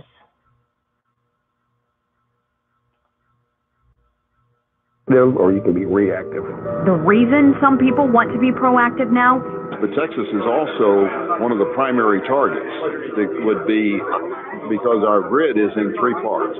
State Senator Bob Hall of Texas is working to shine a light on the issue. This study by the National Center for Policy Analysis illustrates Texas is the only state with a self-contained grid, making it vulnerable. He says his biggest concern if Texas goes dark. Texas is also the home to the second largest group of military installations in the country, which use the same kind of commercial power. Taking out that part of our military would severely cripple our capabilities. Paul says this isn't doom and gloom, but the state should take precautions. He'd like to see EMP shielding technologies installed on the grid system. Electromagnetic pulse. Yes. Is that what electricity does? Yeah. As it moves? What does that mean exactly? Well, I don't know if think of it this way. I think everybody has had the experience of driving down a highway with your radio on. I believe they and then are, you pass Darius. under a high power line and you lose the radio. Then you come up back out on the other side. That's basically all an EMP is. It's an electromagnetic field, right? Except it's much more powerful than the field that you experience on the highway. Now imagine there's so much energy in that field that when you go through it, all the electronics in your car are destroyed. Now imagine that field is not just localized to a small spot on the highway, but it covers all of North America and it would destroy electronics across that entire area. That's what could be accomplished if you had a single nuclear weapon and detonated it above the atmosphere, say at 300 kilometers or so, up in outer space. Mind you, this is a different kind of nuclear attack than the one people are used to thinking about. It wouldn't destroy a city. There'd be no fallout. There'd be no blast effects. If you were standing on the ground directly beneath the explosion and it was detonating overhead at 300 kilometers, or it could be as low as 30 kilometers, it's in the vacuum of space, so that you wouldn't even hear the explosion. There'd be no blast effects that would reach the ground. There'd be no radioactive fallout. Cars, no ATM, no cell phones or computers, and nuclear reactors would actually melt down, causing a catastrophe. This is what will happen during what is known as an EMP attack. That is short for electromagnetic pulse. We have this warning that came out from a U.S. Air Force study. Explain what a terror group or a country can send up into the air and the impact it would have on our lives after such an attack called EMP. Sure. 30 kilometers or higher, detonated, it produces a pulse that can really catastrophically harm small electronics and even large power transformers. You don't really see it as you would see like big attacks as you would in, a traditional type war. So all of a sudden you're driving and everything just stops working. This is the type of attack that we really consider a kill shot for our adversaries. Because of the effect it has on our technology. This is the first time in human history where it doesn't take an entire civilization to overtake another because of our dependency on technology and particularly electricity. Any country or non-state actor for that matter that has a nuclear weapon and a delivery system to get it to 30 kilometers or higher, which could even be a weather balloon. A weather balloon. Unfortunately, like so many things, we don't make fundamental elements of the electric grid in this country anymore. The transformers aren't manufactured in the United States anymore. We have to import them from South Korea or Germany. And if these transformers were destroyed, it would basically end us as a civilization. They cannot be mass produced. Each one has to be made individually by hand. The global production. You said there's thousands of them. 2,000 of them, yes. 2,000 of them. Do we have an inventory of them, a backup sources for them within our own country? We have a small number of replacement transformers, less than 1% in reserve. And in part, that's because it's so difficult to replace them. They weigh so much and they're so big. There's only 3 railway cars in the whole country that can move an EHV transformer. Bridges have to be reinforced, roads have to be widened, and that's assuming that the society is intact and you haven't lost other parts of the infrastructure, as would be the case in the aftermath of a catastrophic EMP. That's why it's not just the way to think of these dangerous blackouts that we're talking about. They're not temporary blackouts. When you lose EHV transformers and the control system, another piece of technology that is fundamental to our civilization is called the SCADA, for Supervisory Control and Data Acquisition System. It's a control system that also runs everything. Both of these things are vulnerable to EMP, and if you lose them, that's it. About that whole Christian thing. There are allegations that the Clinton government signed off on efforts by hackers to penetrate critical infrastructure here in the United States, and this goes to nuclear, water, as well as electrical power grids. From public reports that there are already efforts to plant malware or to seed malware in SCADA systems, et cetera. Is this something that you're familiar with and are concerned about? I am aware that there has been reporting with regards to elements within our ICS and SCADA systems. That's something that should concern all of us. And tonight concerned that Russian government hackers have carried out probing cyber attacks on vital U.S. infrastructure, including the power grid, potentially giving the Kremlin the ability to turn off the lights. Earlier this year, the Department of Homeland Security and FBI detailed a 2-year multi-stage effort by Moscow targeting hundreds of companies that they believe is still ongoing. The hackers first gained access to small energy-related companies, planting malware that then allowed them to move into larger networks. Once inside the energy suppliers, the Russians collected information on the facility's control systems, attempting to acquire the ability to turn those systems off. They're identifying targets, they're positioning malware so they could pull the trigger when they wanted to. I was already banned. From time to time in our country, we read of a state or a city that's without electricity for a few days. That's okay though, because I'm going to things like that happen, and then they're able to put it back together in a relatively short period of time. But you can see even right there, 3, 4, 5 days, there's really a panic in place and so forth. And what you're saying is, imagine this nationwide. Right. In fact, there's only in a 30-day food supply in the country to feed 320 million people. And water would stop immediately. When you turn on the tap, it requires millions of volts in order to deliver that water through your tap. And the commission couldn't figure out how would we keep 320 million people alive, no food and no water, possibly for years. We estimate that if we had a blackout in this country that lasted 1 year, that's entirely possible in these scenarios that we're talking about. We could lose up to 90% of our population to starvation, disease, and societal collapse. In the case of a nuclear EMP attack, your car could be fried, airplanes would fall out of the sky. Nuclear reactors would go Fukushima. We've got 100 nuclear reactors in this country. I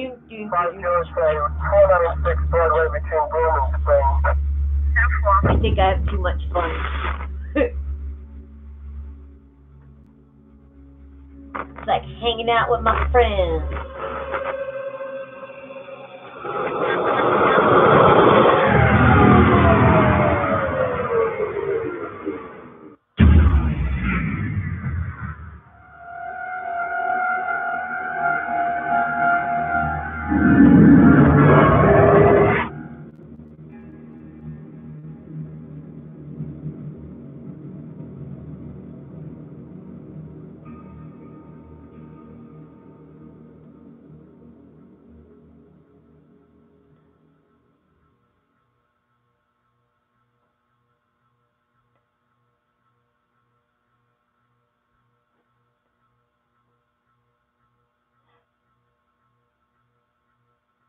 Economic predictions from a QAnon warning.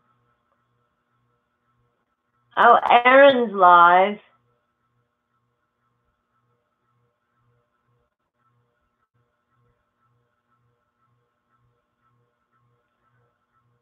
They're saying Obama's in Gitmo with new evidence. But it doesn't say it's new. Let's have a listen. It's Area 17, Ground Zero. You can't handle the truth! Warning. You are entering Area 17.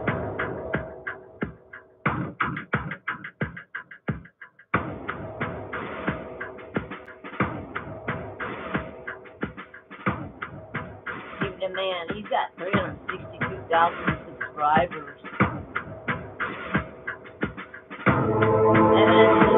We just gotta believe things and get those. My conclusion. All news and use their trusted sources of mine. Not mine. Nobody's been doing that. So, several days ago, I went down Barack Obama's Twitter page after the reports came out that he hadn't really used it in a while. This guy we're listening and to. This is what I found. January the 1st, he tweeted. I'm not shy, Gus. And then he took a couple of days off. December the 29th. He actually tweeted several tweets on this day. This is all significant because coming up. So you got December 29th there.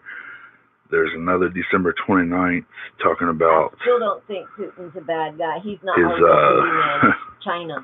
His friend. Y'all remember Johnny that Boucher. meeting back this summer? I said it what a crock this Russia. is. The EU 100% and China. of the proceeds go to the deep state, folks. Don't listen to that tweet. Obama on the 29th. Also, leaders like Hong Yong. A youth-led movement. So that means I even brought my candle in. Twitter wants me to follow CNN, New York Times on the DeGeneres. No, that's not going to happen. The candle Melissa follows. Kondo and Sandor Lederer doing their parts for neighboring countries of Maui and Hungary, two of the biggest child trafficking places in the world. Deja Powell, who started an organization to bring health and wellness resources to community on the south side of Chicago, expanding food access. Possibly is some names that we need to go down a rabbit hole and find out some more about in these tweets. And the reason why I'll tell you here in just a few moments. Cross.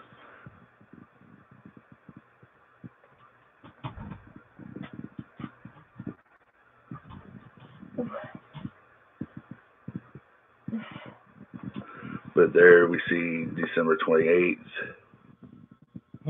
Ed, you're a Patriot fan too. Kev's got to be happy. He's a Patriot fan. December the 25th, Christmas.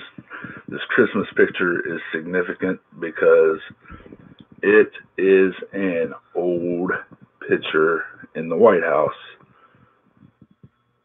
Now, this was an old picture of him and Michelle in the White House on Christmas, and you can look back at the Hillary Clinton's Twitter account, and she has an old picture of herself in the White House with Bill and Chelsea back when Bill was the president also. And then here on December the 20th, you have the Obama Christmas Santa Claus type deal that he did with the kids at Children's Health. So this was the last public appearance by our former president, Hussein Obama. Now, this is all going to come into significance real soon. No, he can't be right. Like he's saying the 19th of last December. Week sometime when I did that, so okay, yeah, I got some new information, so I went down here again, and he tweets 3 days ago about Mentor International, which is an organization based in mentoring children. Once again, I bet they have a lot of pizza parties around there. And this just happens to be on the same day as Michelle's birthday. And Barack tweeted on that day. I knew it way back then, and I'm absolutely convinced of it today. You are one of a kind, Michelle. Happy birthday. There's no love for your husband or nothing like that. So check this out. It was back in the 80s. Burn, baby, burn. A disco inferno. Burn, baby, burn. Burn that mother down. Oh my God. They made I got the lighter for her. To my stomach, knowing what these people were about. And then the last tweet after that was back on January 1st, as we showed previously. So, what are some of the significance of this? So this information comes from another Anon, but I do believe that it is significant, and I do believe that it tells the tale of Barack Obama and where he is right now. If you look closely at the picture, there's the tweet that he put out on the 17th. Now look closely at the newspaper, guys. The newspaper is a Kenyan newspaper. Who do you know holds a newspaper in a picture like that, with the headlines reading out to where we can plainly see that it is a Kenyan newspaper? It is Kenyan on the right column, talking about the road.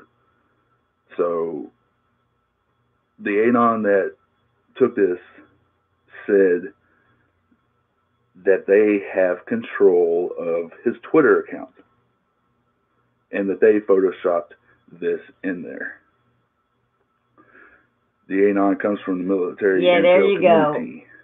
And I don't think we're in D.C. anymore, Dodo. And I do believe that this is not the first thing that they have put up on his Twitter account. I don't do a lot on Twitter. I think that they have had control of his Twitter account for some time. It's like, Mr. President, are you awake, sir?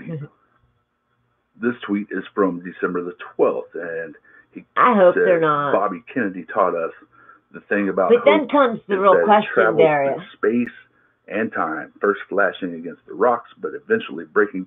Here comes the real question. When do you think they're going to tell everyone? Yeah, I do YouTube, and I got away from Google. I got Bing. I'm using Bing now for a cruiser. Okay, Don Bear, thanks for stopping. Do we just hang out? And I'll try to get in tomorrow, Bear. we got a bunch of people coming to the house for Kev, and I got to get up early, clean, and Daria. But I'm wondering, I mean, what's really going to get me is, what do you think Trump's going to say Tuesday for his State of the Union address?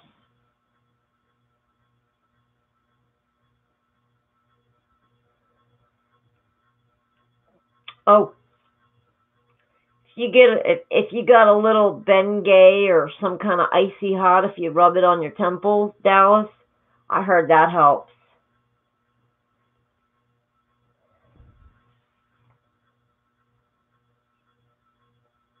She spoke there, really. I watch a lot of Stefan Moniak, and what does she have? The Red Elephant Show, Laura Sutherland.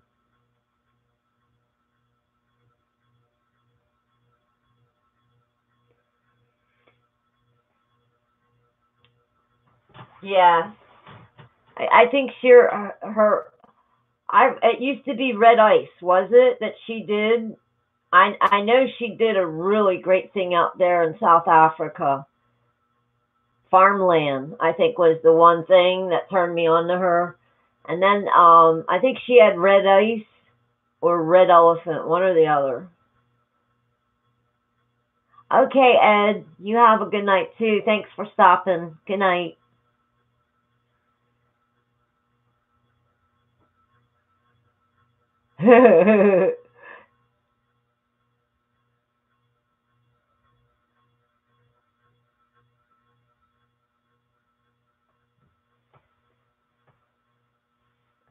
Oh, Borderless. I'll have to catch it out.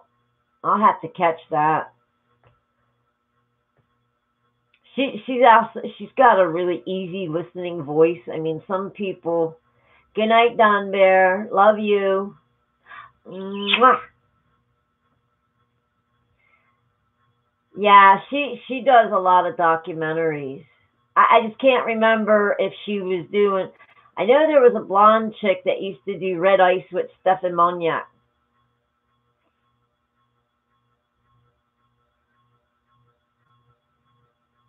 See you, Ed. I'm like, see you, cute. PC.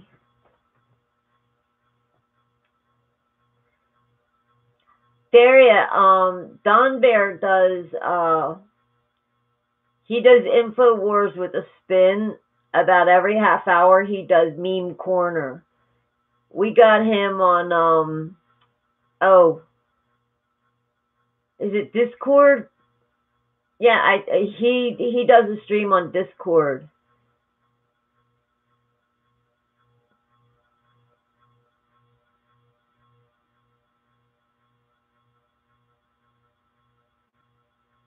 Oh, you're trying to get me to play music, Gus. Off work. Yeah, I'm not going to pull an all-nighter. I think I'm going to keep the show till about midnight.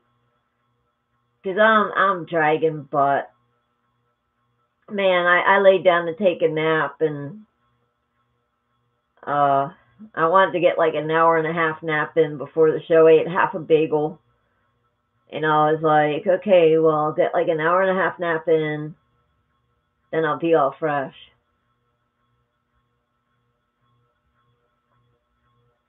Oh, really? We'll have to let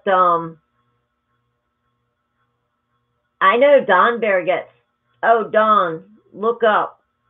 There's the Q Mega Meme folder. It has thousands of memes from the Q team.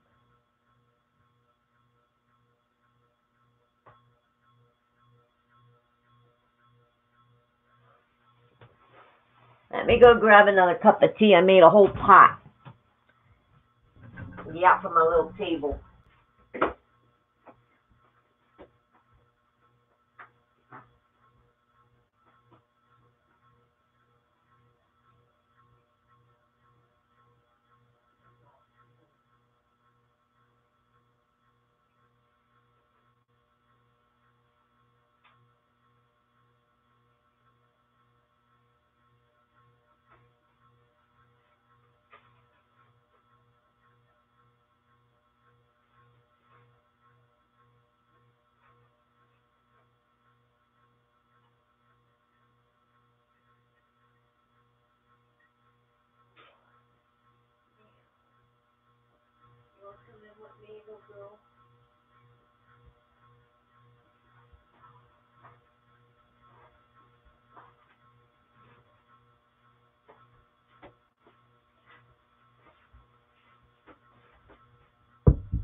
Come on, monkey, monkey. Come here, baby. Ooh. I had a monkey follow me in. You got too much monkey in you. Come on. Now you're going to see this might be a little serious here, the little table. A 2-liter of orange pop in a salad. Kind of ruins the salad, though, don't you think? Orange pop and salad. I'm going to eat healthy, but I'm going to drink a lot of sugar.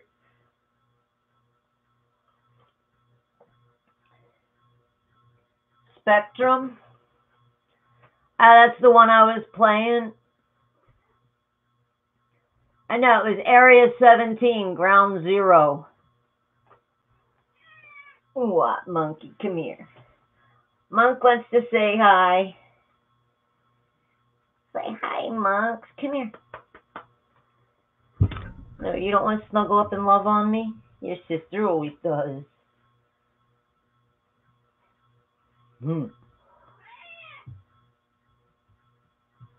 Hey, Brian, I haven't seen that one.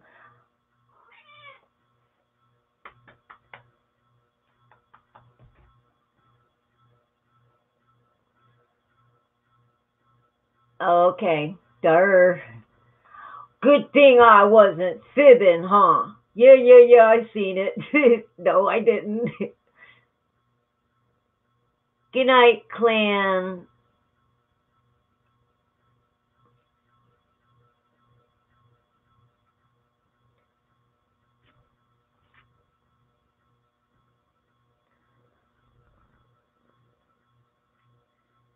You got too much monkey. Oops. It's okay. It's okay, baby. Little monkey gets a little frisky. Come on, sweet pea. Come on. Mama got, come on. Come on. Monkey, monkey. Monkey, monkey. You want the door open? Are you freaking out? These poor cats, they were abused when they were little babies. I used to go see them, and the two of them would try to sit on my lap. They were like, nice lady, please don't leave us here alone. Okay, Daria. Oh, yeah, well, let's see what this guy still had to say about Hussein and laws them. Of cruelty and injustice.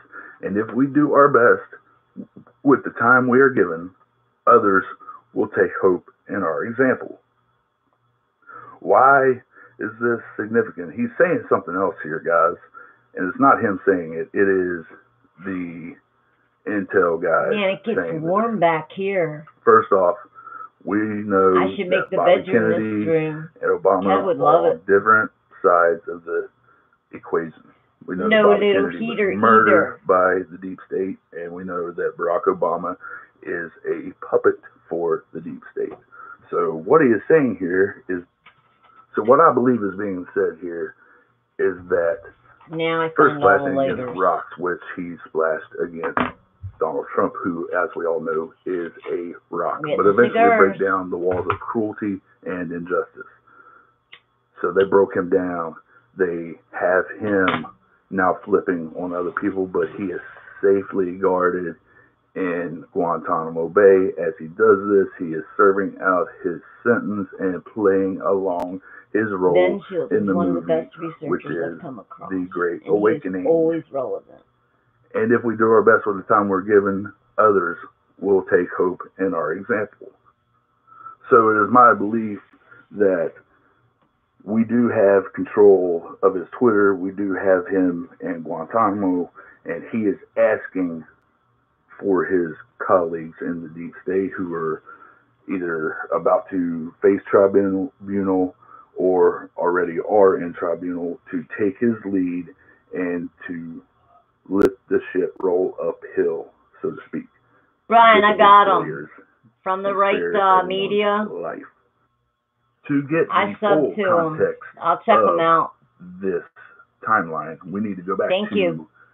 post number 1, the post that got 4chan a buzzing. Hillary Clinton will be arrested between 7:45 a.m. and 8:30 a.m. Monday, the morning of October the 30th. Now, we boy, I hope they did that too. This happening. The only thing that we know is that she has been playing her part. When was this one done? Now that it has happened, and this would be why this is the Hillary 21st Clinton was the first of January. One to go down. She went down because of the child. That was supposed to be 2017. That she heads up the Haiti situation, where a lot of Haiti children were taken and sold off into sex slavery, and also the uranium oil deals and all the other shady situations that happened. And we're just now seeing now that the Clinton Foundation is being investigated for all the other stuff that the public can know about. He was live. That the Did stuff he fall that the asleep? public cannot know about has already happened and taken place. I've seen he was live, Gus. He had 4 people in the room about 10 minutes ago. Speaking tour with her and Bill, which was welcome about back, club. 10 people per welcome show. Back. It was like not very many people at all showing up. A lot of dates were canceled, things like that. Welcome back. Remember welcome back, tweets, Carter? Anti-Trump tweets, Carter. Mr. Carter. Republican GOP tweets going out, and a lot of tweets going out promoting the things that are not very good for this country. But I do believe that she is playing her role. I do believe that she cut a deal for her life. And I do believe that her superior at the time, when she was Secretary of State, Barack Obama Hussein, I do believe that she had Pat would have it. Of the goods needed to I warrant think Pat had him Aaron's to or Don be should have it. charged with treason and brought in for his Don military lost his tribunal, phone. which he was at some point, or it fell out of his car or something. and now he resides in Gitmo. Now he's the only one that I can confirm. Matter of fact, I got to call Don Bear, so he has by my the number. evidence presented. There have been rumors and of others. Nothing has come out to affirm if you got any my of that email, yet. But let's email take a look me and at I'll give you these, my number. His one that you can over call the last in. Several weeks. And let's see if we I can love put Kojak that together. Beretta. We already Brian, looked you at the seen my tweet parrot, about right? When Bobby I saw her, I Kennedy thought of and Beretta. How he had that things parrot, need to happen Fred. with everything there. So we're going to look into these tweets with the different organizations that were referenced in these tweets. I love and maybe Columbo. there is something One to more look thing. At. The first one would be the MBK Alliance. Let me ask you the something. MBK One more Alliance thing. had a hashtag International He had that Mental wild Day eye coming too. up. They are at IamMBK.org. But if you look closer at this group, and I'm just going to do this real quick because we are going to do a full episode after I get the full rundown of what this group is about. You click into their profile and you see that they are headquartered in Boston, Massachusetts, which is where Harvard is, which is where Hussein went to college. So possibly this is one of his college kids, and this is the first step in I know I'm getting sick. Something that you ever get like they want us to look at. Your eyes when you get and next sick, we want to look get at like Hong yellow, Wang, who mobilized the youth movement to create a greener world after becoming the first Vietnamese person to visit Antarctica. Now, what goes on in Antarctica that we know of at this moment?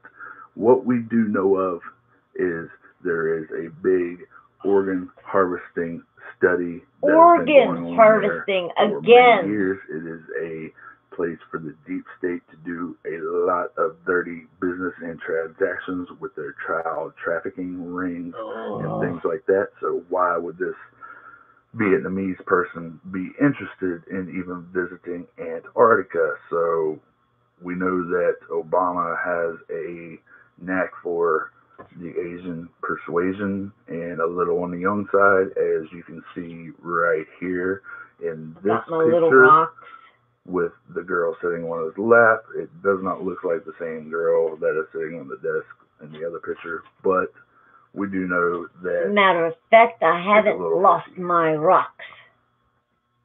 And the next tweet, leaders like Musa Kondo and Sandor Lederer are each doing their part to fight corruption in their native countries of Mali and Hungary. Isn't that neat?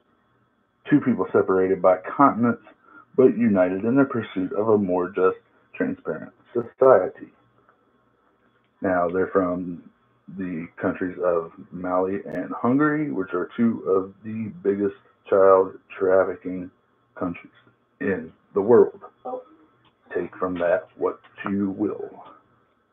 And last, we have leaders like David Powell, who started an organization to bring health and wellness resources to communities on the south side of Chicago, expanding food access and providing people space and time to take care of themselves. That's what this is. Now, food access. That's so cool looking, though. Giving access to pizza, hot dogs. It's really cool. Walnuts, it's real shiny. Any of those food items available.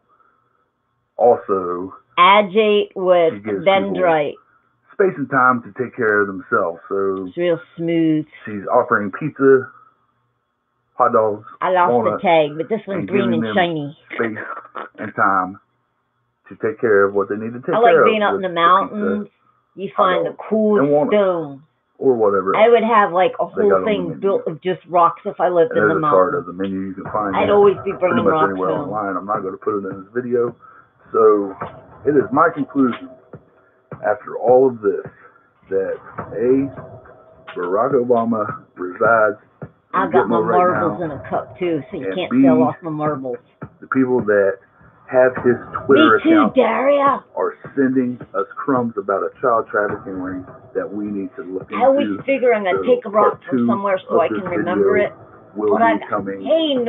I'm going to take a deep dive into this. Oh, no, Norm. Just exactly. I should have never told him about the blow dryer.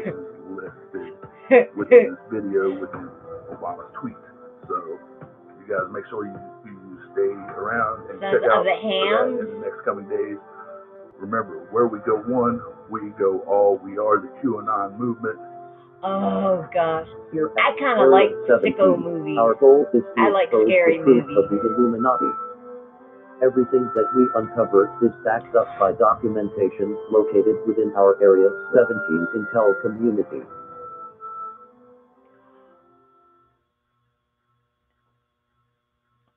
So, Daria, when I lost my turtle, right, there's like some sticker bushes and just like a bush that grew over, and I kicked my way all the way in, and I found like these pieces of bricks that somebody had painted. Well, I kept digging around in there. I mean, like I had my cane and I was going in there. When I ran away from home, that's where I went, just right across the street. That's why I got a sleeping bag for Christmas. He loves me.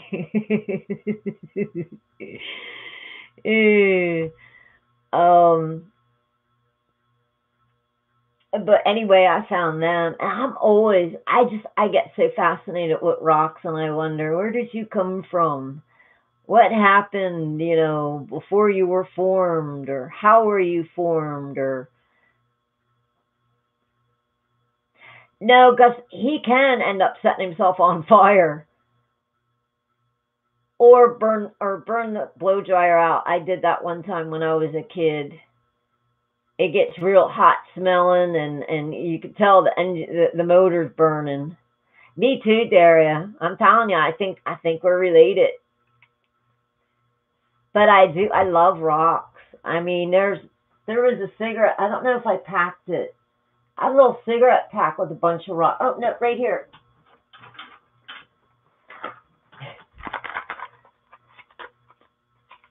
I just like rocks. Oh, I think these ones came from the beach, but this one's really neat. And it's smooth.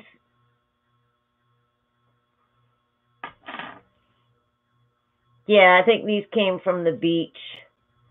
And this one's kind of yellow, and it's got some glittery stuff on it. I should start carrying one around in my pocket. And then this one kind of reminded me of an egg. And it's flat.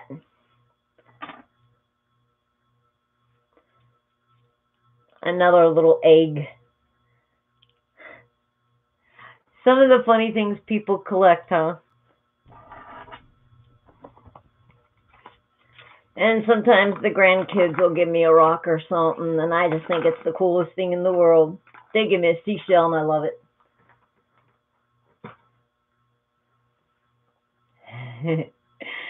I found another rock collector. And Kev says we're going to go up to the mountains. Well, I'd like to get him to see his mama once the weather breaks. I hope, well,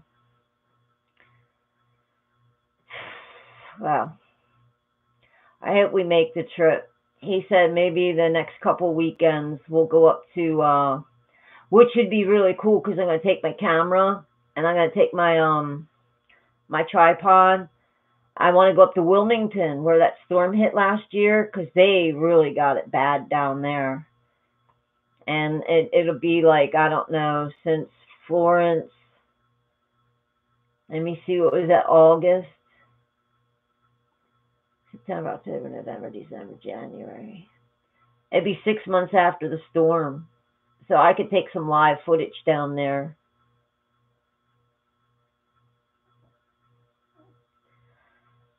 Oh, fine. You know how many rocks I'd have? I'd be in, like, I'd have a rock castle.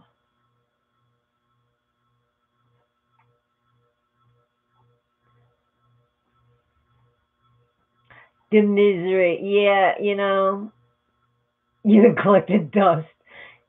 I don't know, man. I wiped all the walls down in here. You know, old Nick, he got the high road. I got the low road. Pulled everything out. And I mean, I got the empty TV box in here. And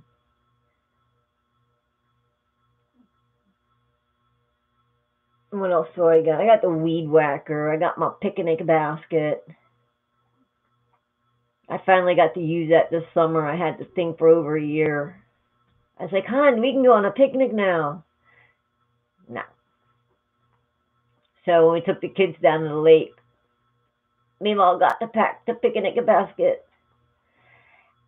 I would like to see what I could achieve. But I just got one of them kind of lives. It's like, you're doing good for a little while, and then someone pulls the rug out from under you. It's like a never-ending Lucy and Charlie Brown episode with me. Yeah, I think she's really going to hold that football. She going to do it this time? Yeah, I'm just now reading it. Oh, Lucille Ball. I don't remember that episode. But Lucy was funny. I liked Lucy. I miss the old shows. I mean, there was Hee Haw and Laugh-In. Laugh-In was always pretty cool. It's, I miss some of the older stuff. Nick got to see my Agenda 21 clip I did. Sometimes I curse, but I knew I didn't curse in that one. It was the middle of the day, and I just thrown my Jesus hat on. No, he didn't. So I guess it's a good scenario thing.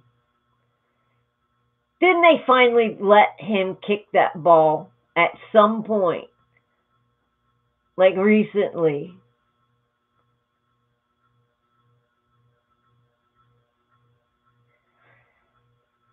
I'm going to read, my sister did my, how's it said, Acacia Records. And it's all about my soul, from my soul. Supposedly this is my 5th soul travel. And this is kind of cool.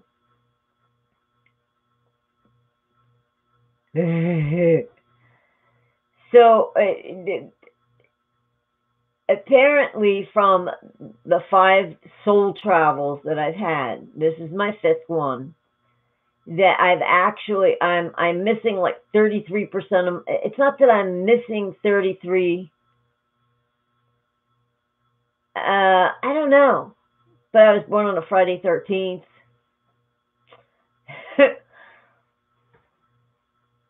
I'll have to look it up. But it wasn't, apparently I didn't have kids this lifetime because I took a vow of celibacy, she said. But I've also taken a vow of poverty. So I got to go through the stuff that she sent me for 3 weeks. And it's supposed to patch my soul back up, because I did like my first go round. I was really mean. Oh, well, I was really mean my 3rd go around too. Or no, my 4th. Or was it the 3rd? Anyway, because of what I carried through, I was a kick-ass soldier. Apparently, my very first go round in life. Because I'm always like, I don't know, man. If I was going to do something, I would do this, right? Yes, all this life. Since I was about 14, I had to stay back a year in school because my mom had a stroke and I had to keep going with her business. So I got behind in my schoolwork because I was working her business. So I just like quit and I went back the next year. But and then my grandmom, and then my mom. It seemed like every time I was doing poetry classes. I wanted to eventually take the poetry and put it into songs, and that's when I stopped writing. I could not get a song right. I could sit there with friends and bounce crap. Like, I mean, I used to have friends. I used to have so much fun. I'd have people come over with their guitars, right? Bottle line guitar, and me just, whatever. So they'd start strumming, and I'd just start making up words, and then they'd bounce. I used to call it word bouncing.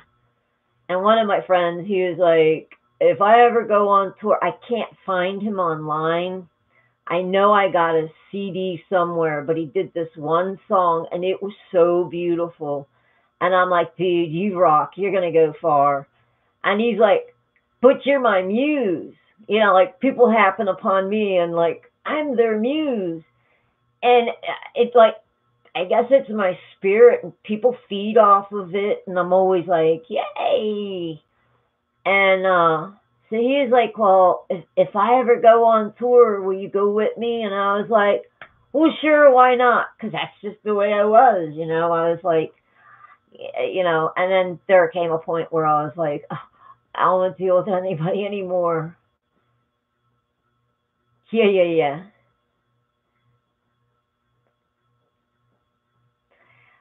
Brian, my grandma wanted me to go to school to be a nurse. And Kev will be the 4th sick person I've taken care of. I took care of my mama. I took care of my grandmom. I took care of my pop. And then I'm taking care of Kev. And I try really hard, because people get grumpy when they don't feel good. And then there's the medication thing. Yeah, I never liked the sight of blood. That was my big downfall. Like, when I had to deal with the girly thing, I would almost pass out. So I was never real good with the blood. And I don't know, as I got older, with the animals, someone comes in with the paw, and I'm yanking things and tying stuff up, and it's like on the spot I'm good. But my grandma would have gave me a car. She would have paid for college, or the course for me to be a nurse. That's what my one grandma was. She used to clean floors, and then she became a nurse.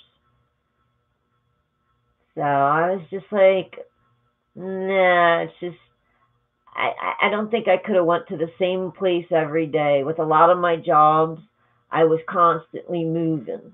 So I never really got bored of what I was doing because it was always like a new, you know what I mean? Roofing, construction, well, bartending, that was cool to do. You know, but still, you get like bar flies. That's what we used to call the steadies that would come in. And like if you stopped working at that bar and they found out you were somewhere else, then they would go there. Yeah, most of the time, not the real good tippers though. We're angels with broken wings doing unpaid social workers who can have advice for all, but must still, you know, Daria, you're so true on that. You're smoking. I'm trying to quit. Okay, Bri. I'm trying to quit, but it's hard right now. So smoking outside, I'm like, well, except for night. But I was doing, I was only smoking 4 cigarettes. 1 pack of cigarettes was lasting me at least 3 days. You know, and then I can sneak the little cigars in here and there in the house, but he don't even like the smell of these. So, and he's quit, so I'm trying really, really hard not to get, and now he's getting that nose thing going, if anybody's quit smoking. You know, so his nose is real sensitive and things smell weird to him. And I know I smell like a big old cigarette when I come in, but I'm not smoking inside him. Inside him. Durr. I'm not smoking inside the house. Well, back here, but I'm here right now, so I can't keep hopping up and going outside. Although, guess what other cool music I got? I don't know how loud it's going to be. Oh, no.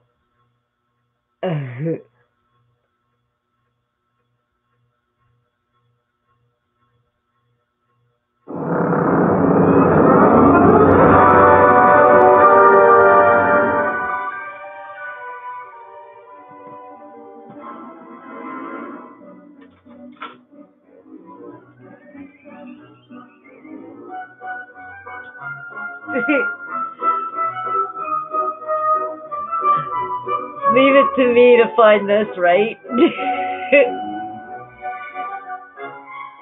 Approved by YouTube.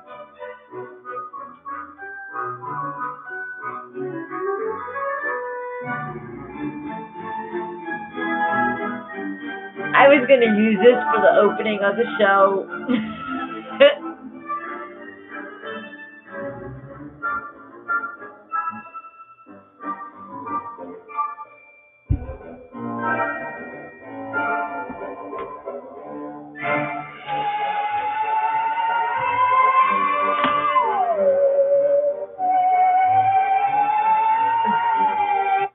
Let's see, there's that one.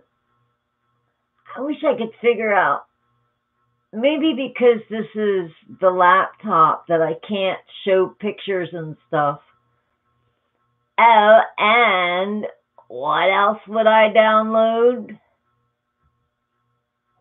You, John Fitzgerald Kennedy, do solemnly swear. Swearing in a Kennedy. Fitzgerald Kennedy, do solemnly swear. That you will faithfully execute the office of President of the United States. And I will faithfully execute the office of President of the United States. And will, to the best of your... So I downloaded that from YouTube. What was this one? Key to Your Heart.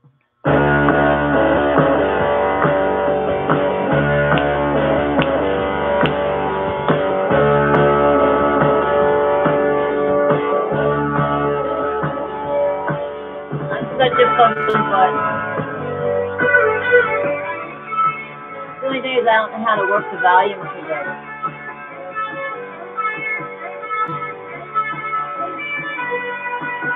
Oh, cool down there.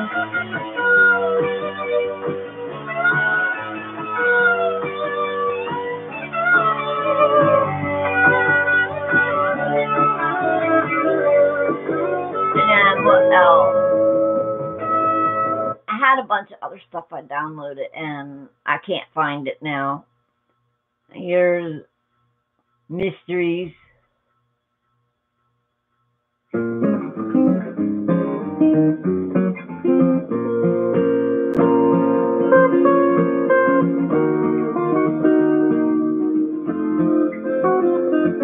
Is it copywritten? Don, they still messing with you? Did you get a hold of Techno, Don? For your,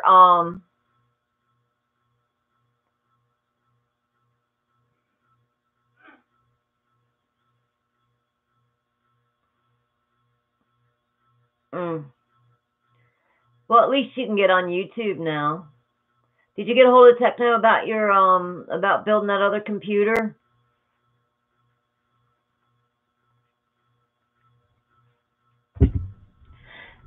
My little mini boom box now. I get a kink in my neck from it.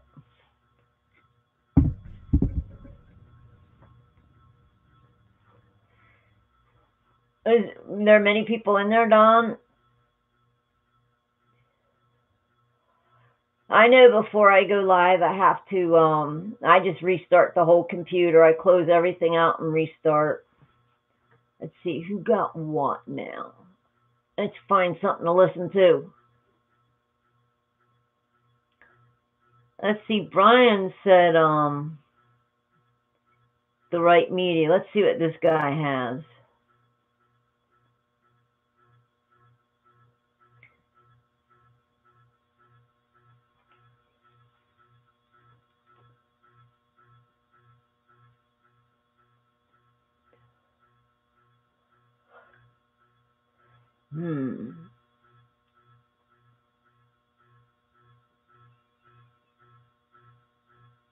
Oh, here's one. This sounds interesting. Migrant with flesh-eating bacteria in New Mexico. Shall we have a listen? I think we should. This is the guy that Brian recommended. The right media. Maybe it's fate. So it's time for another brief update on the migrant situation down on the border. Now, just last weekend, I reported on a migrant caravan heading north from Honduras. At the time, there was a caravan of about 500 migrants who had left Honduras on Monday, January 14th. Now, the caravan has swelled to over 12,000 migrants as of yesterday. Mrs. Jones. And as if it wasn't bad enough that Canada puts the U.S. in danger, Mexico is as well. AMLO is expediting the process to hand out 1-year humanitarian all of a sudden, I found all my stamps I lost daily. And they can freely travel with this visa once they're in Mexico. I mean, it's almost like AMLO thinks they're actually going to stay in Mexico. But I don't think he actually believes that. He wants to flood the U.S. with migrants because then he can suckle off the wealth of America and appease his bleeding heart. Remember, this is the same guy who said that migrants who decide, so it's completely up to the migrants and not American citizens. I got all these migrants who decide that it's a necessity to go to the U.S. have a human right to do so. So if you're thinking he'll ever start making more sense, you're wrong. And further down in this article, you can see they know many of the migrants are just heading to the U.S. They're encouraging them to work in Mexico, but AMLO knows his country is so terrible that even Central Americans would rather trek the full distance of Mexico to illegally cross into the U.S. rather than just legally stay in Mexico. Now, this humanitarian visa policy is also expected to be the reason for the surge in the number of migrants joining the caravan. And as the article points out, sure, they could work in Mexico while they wait for their asylum requests to be processed by the U.S., even though they should be rejected because we don't need them. But it's expected that this migrant caravan will be no different from the others in the sense that many of these migrants will just attempt to cross illegally, thus making them criminals who should be deported the second they cross the border. Anthony. But they won't be. I mean, at worst, they'll be detained for a while and then just released into a U.S. city like ISIS had to do before. Now, with this current caravan coming up, because of the legality of them traveling through Mexico, because they now have these one-year visas. Oh, in 1979, Susan B. Anthony. I wonder how much silver it has. That they're going to break into smaller groups as they travel north. Now, something that illustrates the concerns of unchecked and unmerited migration. Where's Ben Frank when you need him on this stuff? People are let in simply because it seems like they won't kill us, regardless of what they can offer the country. There's a story of a migrant detained in New Mexico near the border who was infected with flesh-eating bacteria. This bacteria gets into the body through an open wound, meaning that it can be transmitted among people. So while this one person has been diagnosed with it, there's no way that they can check every single migrant they could have come in contact with. And sure, the article points out that it's unlikely I lost them stamps. Good, didn't I? I'm not willing to take that chance with people who have no right and no merit that justifies them being in the U.S. Now, of course, the infected migrant will also require extensive medical treatment at the taxpayer's expense, just like every migrant that needs medical treatment. But throughout October, November, December, and now January, there's been 10,000 migrants total detained at New Mexico's 3 Border Patrol stations. So that doesn't count any other border checkpoint. Now, from October 2017 to September 2018, so up to the point right before there were these huge caravans moving northward from Central America, there's been 12,800 migrants total at the 3 border stations in New Mexico. Well, now there's 10,000 in just 4 months. So when Democrats say that there isn't a border crisis, and they say that we don't need a wall, and they say that the welfare state is necessary, just remember that these problems rest on them. And sure, these are problems that most countries face in some capacity, but it's because welfare and asylum are pull factors. If you remove the pull factors, then the push factors like crime, poverty, violence, oppression, they're left to stand on their own. And that would greatly weaken the drive to come to America. Not to mention that you get a different quality of migrant if they attempt to enter a country because of pull factors versus push factors. Push factors will only drive people to a country if they're willing to contribute. There, you got a link. Therefore, you'd only get migrants with a work ethic. When you have a pull factor, you get every migrant looking for a handout. Monkey, get out of here. It's also usually, but not exclusively, pull factors that encourage illegal immigration. If someone's already looking for a handout, which is legalized theft, they don't have a decent morality, so there's very little stopping them from hopping the border if they can.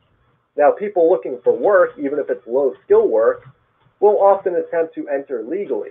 Then, if the U.S. finally sets up decent immigration standards, even an illegal who manages to enter the country will be forced into working or starving. They're here to purely work and not to just collect benefits. But, of course, we don't have anything close to this now, and people keep looking at immigration as if the problem starts and ends with immigration policies when it doesn't. You have to look at all of the pull and push factors and work to eliminate the ones that you can. When you can't eliminate push factors because it's outside of the domain of the U.S., you have to look at the results of those factors and you have to address them. That's where the wall, immigration reform, and abolishment of the welfare state comes into play. So that's really all for this video. There's a lot of talk about immigration and the wall with the whole government shutdown, and it's important that people know how bad things really are.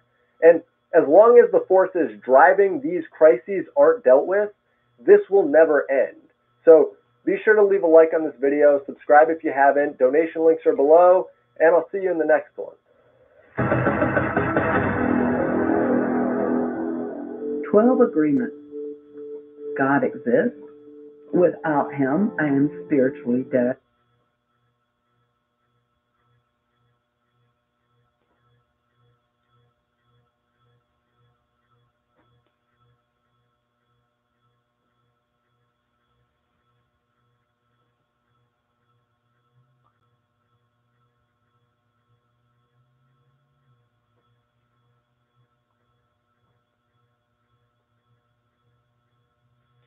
Not seeing anything. Oh, wait a minute. Let me go to video. Durr.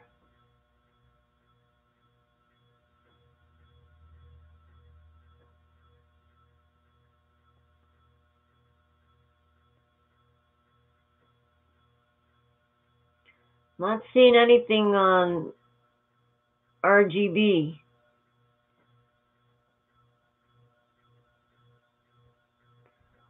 Oh, but here's a good one. Deep State kill switch plans for mass arrests. Let's have a listen. It's morning again in America. There's my girl. Hi, baby.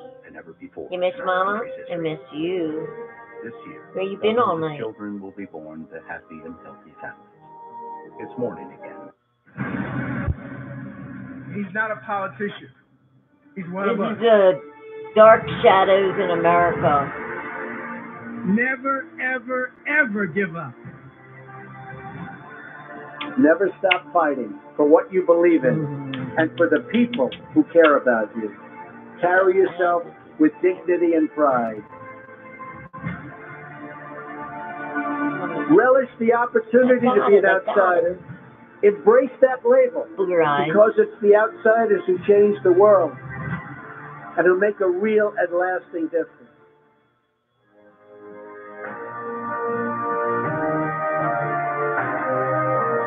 Okay, this is Darius' pick. Well, I got Weeping Angel too. As a young girl, my Donna, mom your always wisdom. taught me. She used to say, expect the best, but plan for the worst. Even though at this time your life might be going great, disaster is potentially always waiting around the corner. And this is why I'm a firm believer that having gold and silver handy in an emergency is a wise decision to make. Noble Gold is a safe and reliable source to get for your precious metals. These metals, you can Those Susan B. Anthony's were from 79. So this makes investing to Noble Gold the best choice that you can make in planning for the risks and dangers. So, geez, that makes them we see like every 40 day years old. The war, they probably the have floods, some silver to them. earthquakes, the financial meltdowns, the cyber attacks, and even worse right now, we're even looking at possible EMP threats. Well, Noble Gold, they just released I love this kitty. 24-karat solid She's the gold best. commemorative Trump 2020 Freedom Queen.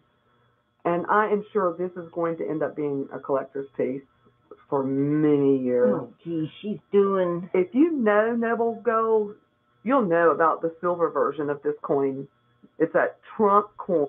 The day that Noah entered the ark and the flood came in Q29. We pray every single day for God's guidance and direction as we are truly up against pure evil. Discussing the time near his return to earth, Jesus declared in Luke 17, verses 26 through 27, as it was in the days of Noah, so it will also be in the days of the Son of Man. They ate, they drank, they married wives, they were given in marriage until the day that Noah entered the ark, and the flood came and destroyed them all. It appears people thought they were living normal lives during the time Noah lived, just before the flood. I saw that they were one. Oblivious First to the breath. impending disaster. So, what was Jesus talking about? This morning, Roger Stone's Instagram we'll do a read, little Christian for a this few morning's minutes. news is deeply saddening. Robert Mueller's early morning raid was straight out of the Gestapo's playbook. We must fight for Roger Stone now more than ever. If they can do this to Roger, they are coming for us next. That's so crazy what they did to as Roger Stone. Stone speaks outside court after his arrest in the Mueller probe. This morning, at the crack of dawn, 29 FBI agents arrived at my home with 17 vehicles with their lights flashing when they could simply have contacted my attorney. Roger Stone is such a mean, bad man. Mr. Stone promises to keep his testimony honest, and he refuses to buckle to Mueller's attempts to turn him against the president. And as I have said previously, there is no circumstance whatsoever under which I will bear false witness against the president, nor will I make up lies to ease the pressure on myself. Then President Trump weighs in on Roger Stone's arrest. The president weighed in on this just a short time ago on Twitter, saying it's the greatest witch hunt in the history of our country. No collusion. Border coyotes, drug dealers, and human traffickers are treated better. To add another wrinkle in the day, our President Trump announces he will temporarily end the government shutdown. In a short while, I will sign a bill to open our government for 3 weeks until February 15th. I will make sure that all employees receive their back pay very quickly or as soon as possible. Yet, in the end, President Trump promises to enforce tougher measures if this final attempt to build the wall doesn't take place. If we don't get a fair deal from Congress, the government will either shut down on February 15th again, or I will use the powers afforded to me under the laws and the Constitution of the United States to address this emergency. We will have great security. Thank you all very much. Thank you very much. I was 100% sure President Trump was going to use this shutdown as a means to eliminate the secret executive services and other federal positions that were adversely affecting the well-being of our nation. I must say, today is always a dismal day for me. Please forgive me for not feeling as hopeful as I've felt up to now. Many of you write in the comments reminders of how the evil cabal is still walking freely on the streets and tweeting nasty messages all along. Then we learn full-term abortions are legal in New York. Now the governor will sign the bill.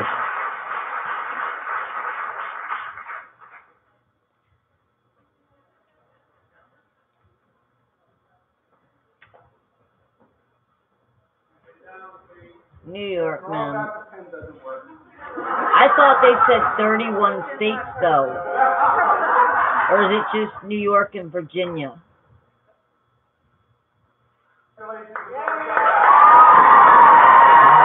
Now, we are faced with the deep state's plans to use the dead man's switch. Until President Trump put a stop to the North Korea biowarfare technology, North Korea once had the largest arsenal of bioweapons. The 16-year plan to destroy America with biotech was in its 8th year under Obama before President Trump put it to an end. Q told us about this in Q 570. They never thought she would lose. The 16-year plan to destroy America. Hussein. Oh, there will be, Darius. There will be a camera on her. Upstate military that really intel, cool lady, Dead Man's Ghost, found on the YouTube channel. Ghost, I believe it's pronounced. She does all the body language, Ghost body language or something. She does all the body language. And she's like, L-I-O-N-7.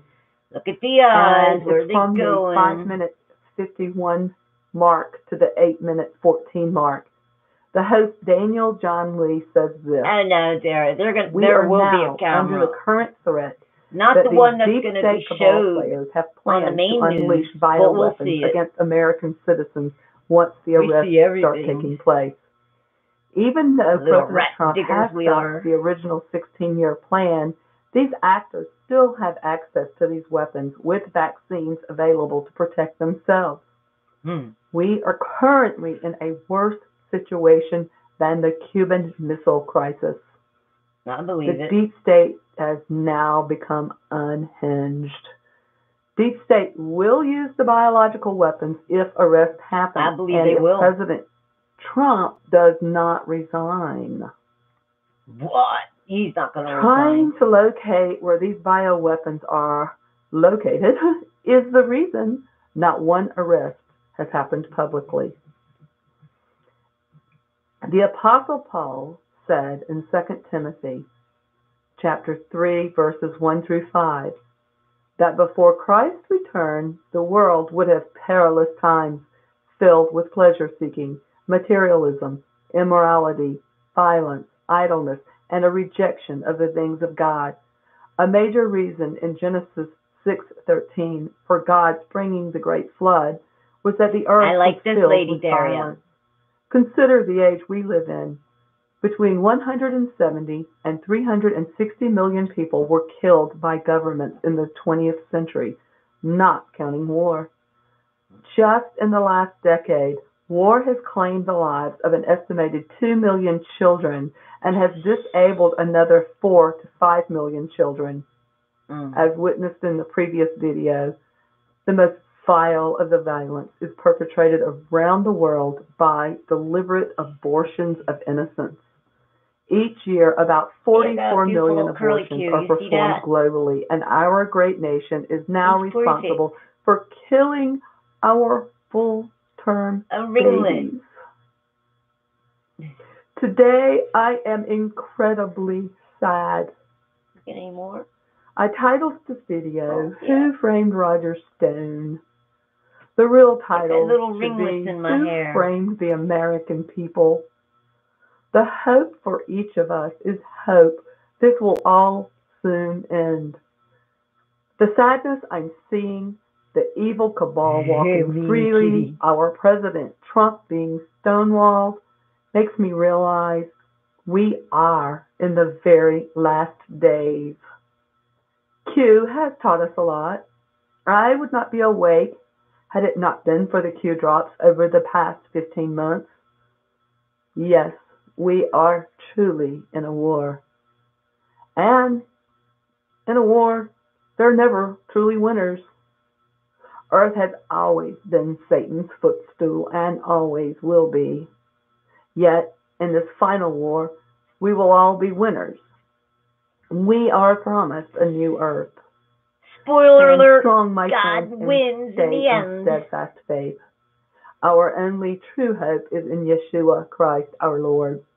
These events over this last week have been a reminder to me, and today I am compelled to remind each of you. We have been warned of these last days for thousands of years now. And the Did they have to do it in our time, though? I appeal to each of you, stand ready. Prepare for what is coming. Regarding the events of the battle of the past week, we must remember the enemy we are up against.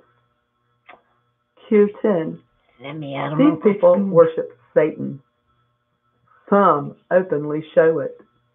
Q. Please remember to join the back channel. We have suspension. The content is about natural healing from wild plants. Always stay connected to the community backup channels because the tech giants are liable to pull our channels anytime. As you all know, the tech giants are tightening the ropes on all Patriot channels.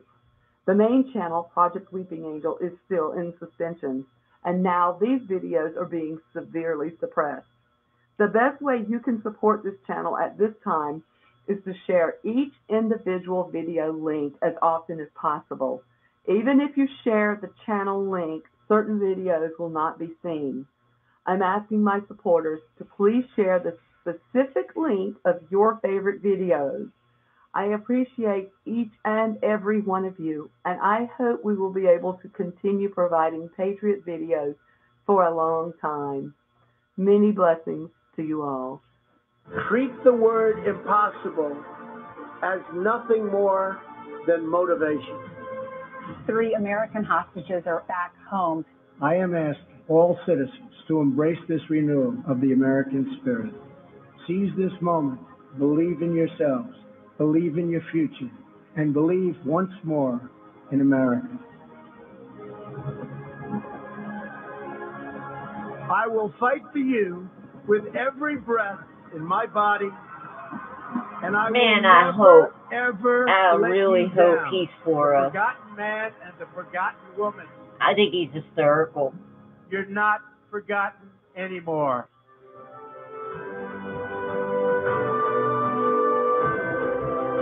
Cool, Dallas.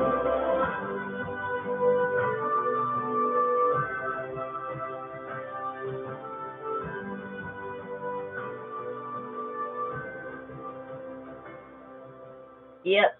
One more day now, guys, and Trump's gonna give it to somebody. I hope it's not us, but I mean, it's sad that we have to, like, even when we think that we really got a good president that's going to clean the stuff up, but we've had that hope with every president, and I'm just, yeah, Daria, that's a good one. You know, and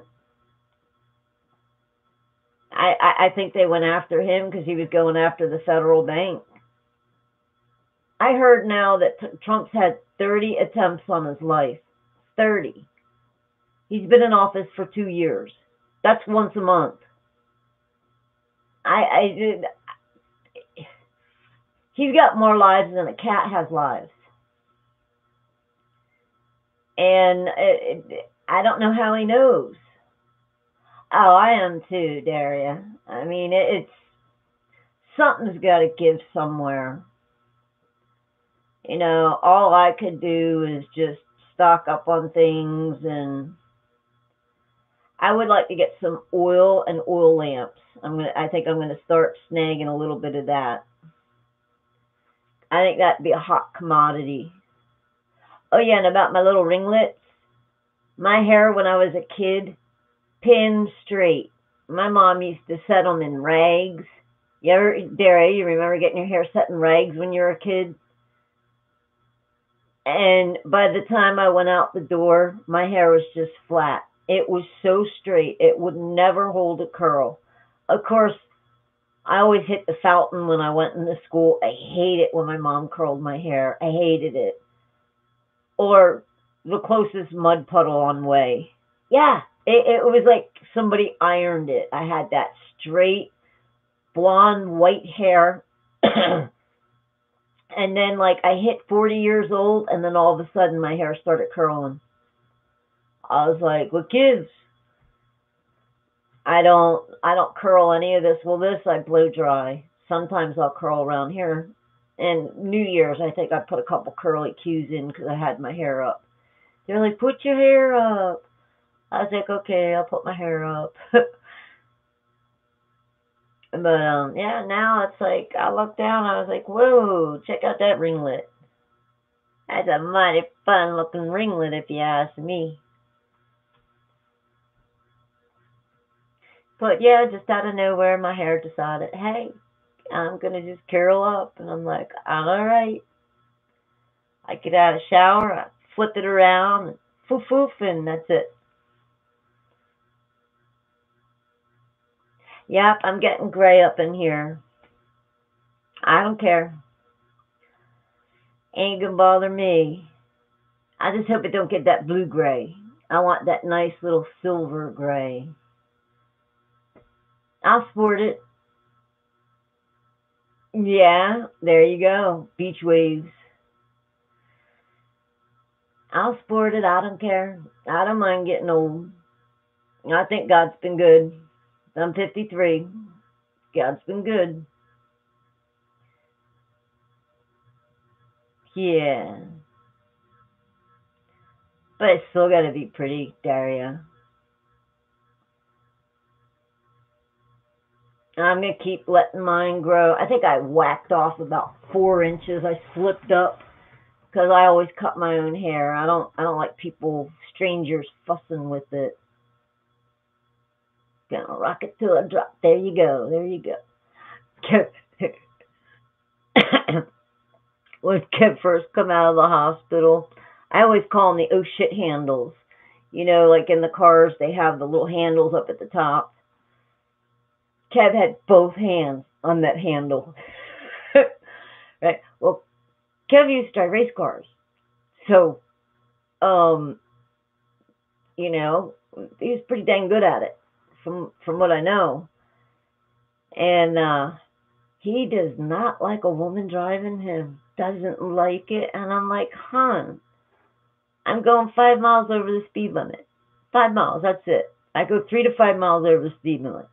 A cop ever stops me and says, do you know how fast you're going? I'm going to say, officer, do you mean from the time I passed you or the time you turned on the jammies? Because when I passed you, I was doing 5 miles over the speed limit, and once I seen your jammies, I took my foot off the gas, and I was at 53. Only because cops always get lied to, you know what I mean? And I'm thinking, just once in their life, they'd probably like to meet an intelligent person that's aware. And if I get the ticket, I get the ticket. But he's probably going to say, people aren't that bad after all.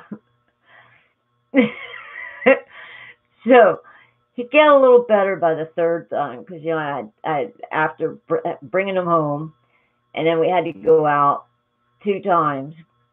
And today we didn't drive anywhere, which I was happy. I got a lot done here in the house because I had my Nick and Miss Sean and Sophie.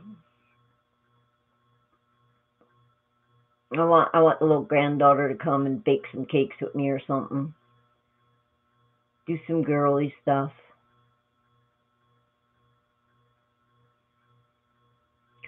Oh, Daria.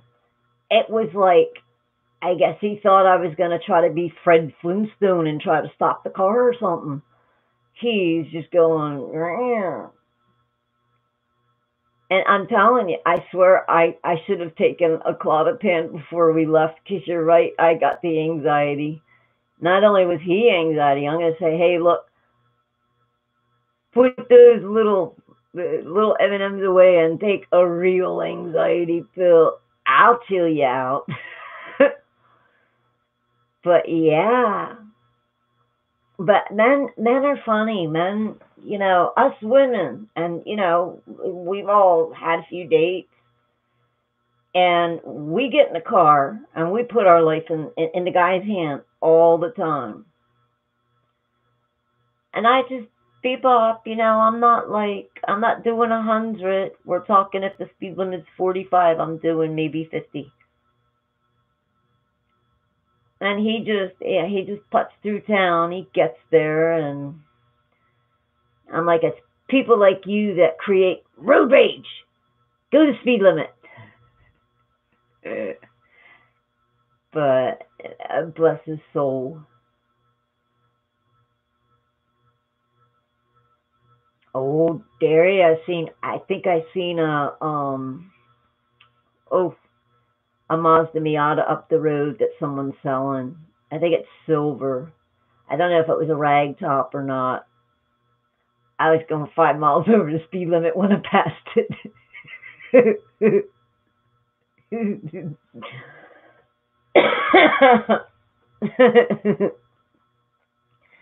Yeah, I was kind of in the go-go mood.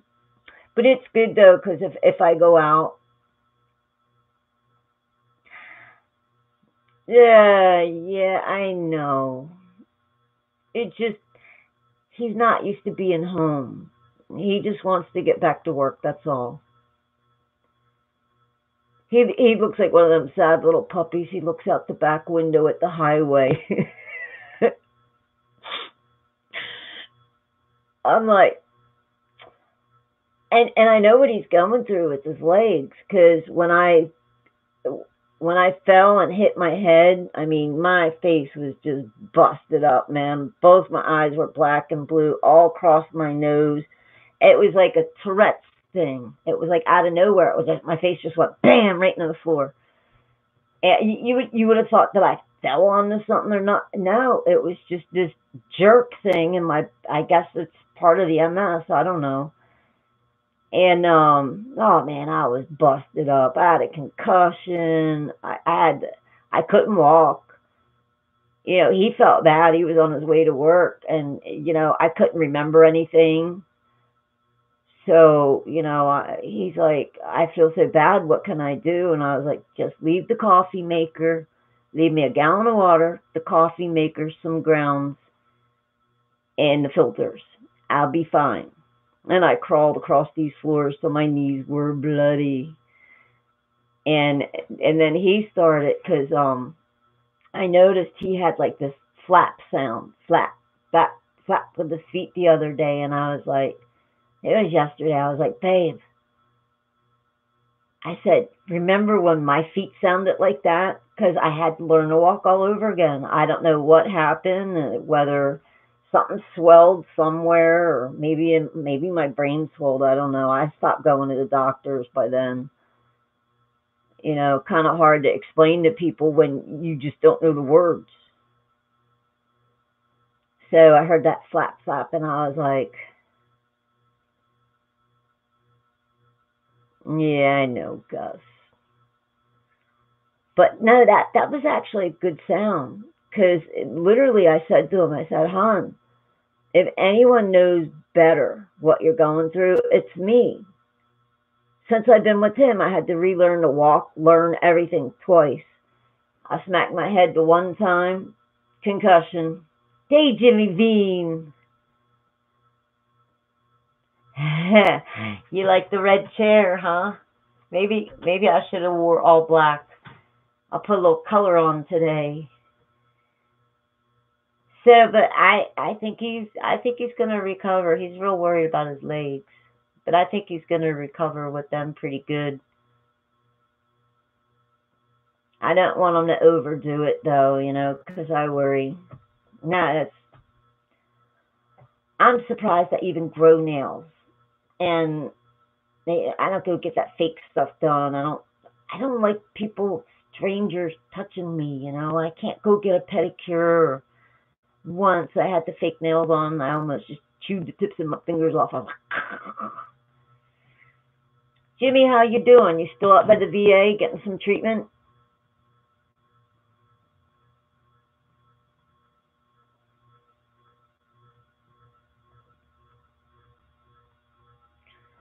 Oh, and I have to order that, unless CVS carries it, the 35% food grade peroxide. They said that also adds oxygen in the bloodstream.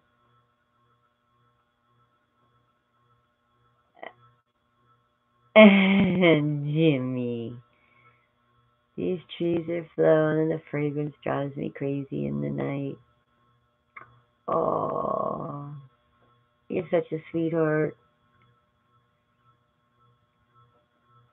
Good night, Daria. Thanks for coming. I answered you back. I was trying to keep in touch. I hit the ground running a couple weeks ago. I don't even remember the date, and I haven't stopped. This is the longest I've been in one spot. I mean, I don't even think I sleep this long anymore. So,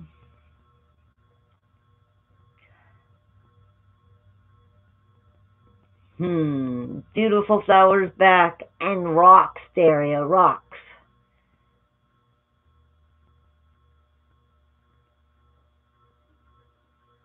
I know, look, he's writing poetry and all that. I hope he's getting treatment.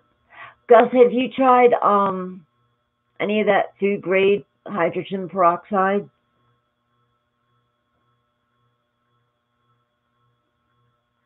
Oh, that's good, Jimmy. Yeah, you too, Daria. Rock on. My beautiful blonde lady. with the silver shimmer. I can't wait. I can't wait.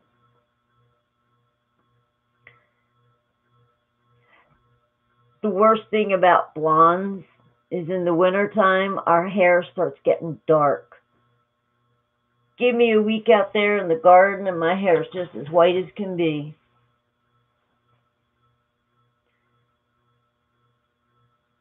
Trees. Miriam.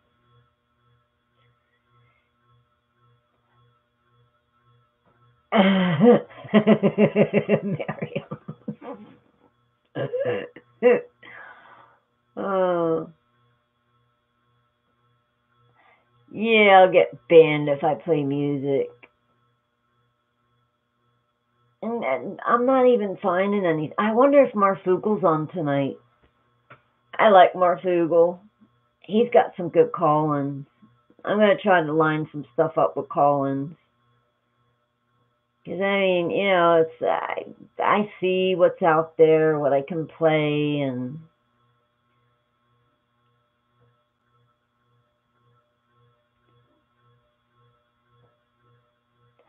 Hey, citrus would be a nice smell.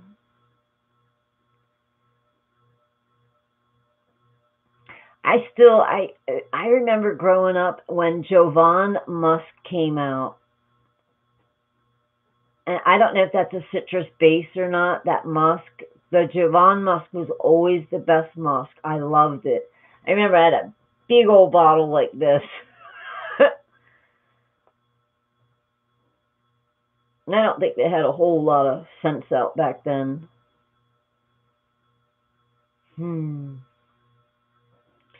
Jimmy, we're all pulling for you. You know that? Miriam and Dev and Belle and everybody pulls for you. We're such a tight-knit group. I hope we all know. I hope in the end, I hope we all just, for one thing, never do a spat or a disagreement. Try to get somewhere and do it in I'm, like Don's channel. Because I don't like when people fight. I won't pick sides. I just won't.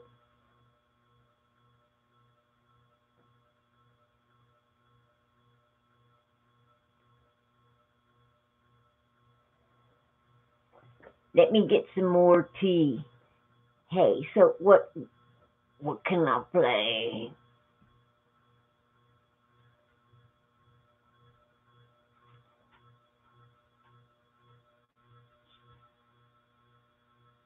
I'll be right back.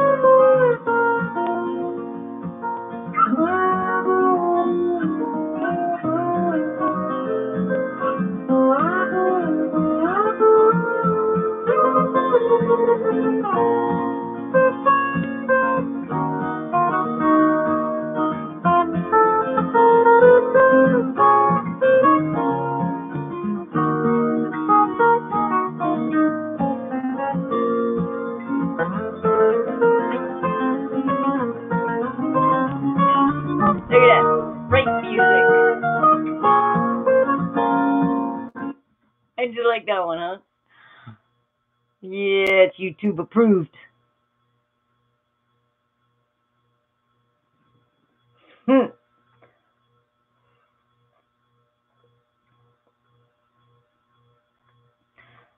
made a whole pot of peach tea. 3 tea bags for a whole pot.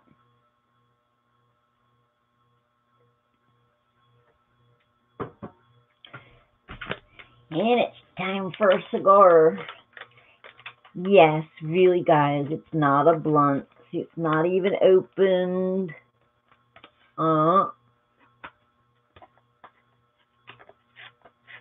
If somebody saw me smoking one of these, they thought it was a blunt. I was like, I'd be toasted. 2 puffs and I'm knocked out for 3 hours.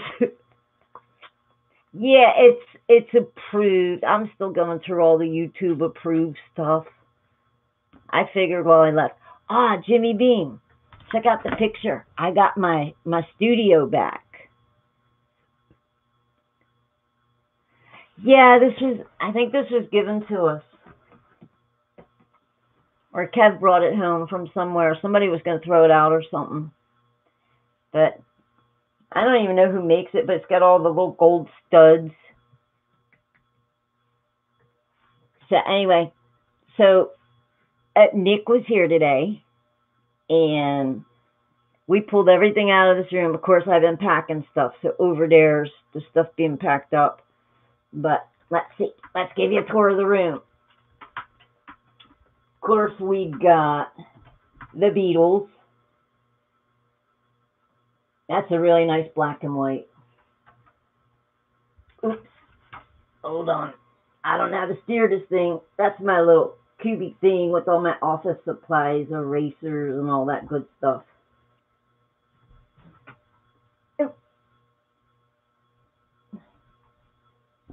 Guitar cases. The electric guitars. One's a Lion and one's a Behringer. I don't know if they're basses or electric. And then over here, there's my Yamaha.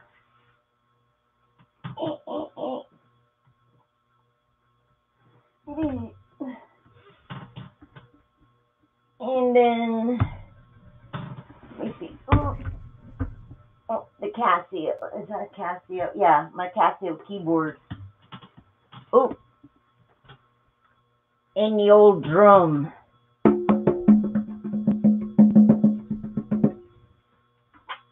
And then we got one of the 250,000 Prince Mega. Of course, my snake flag that y'all always. And no room is complete without the American flag. So, my little cubby hole.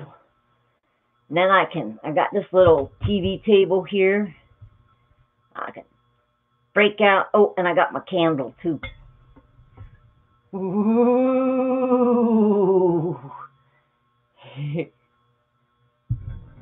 I can break out the keyboard, monkey around on that.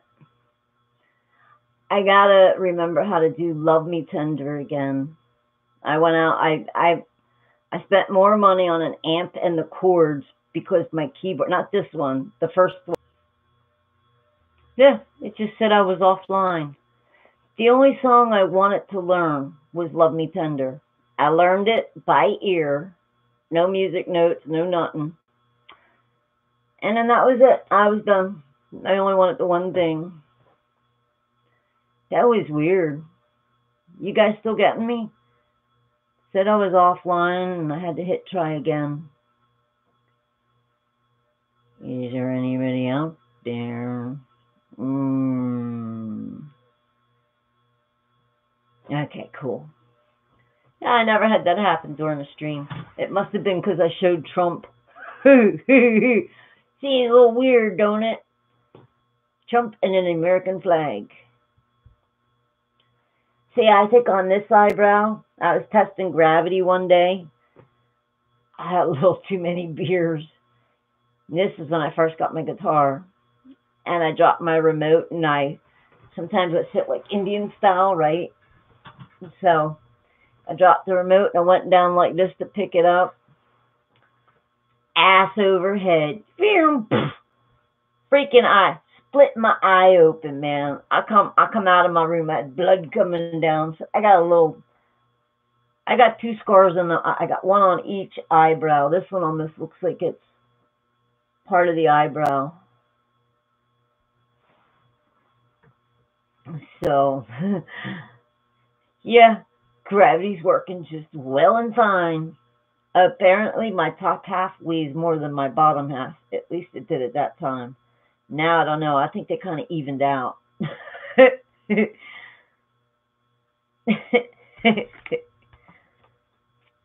Attack the kitty. Oh, no, she's not here. Oof.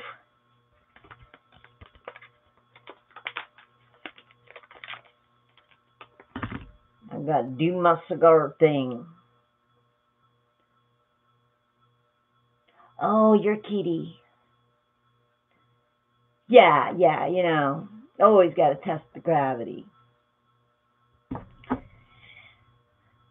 Not so much in small spaces. I mean, it was like the guitar was this far at the end of my bed.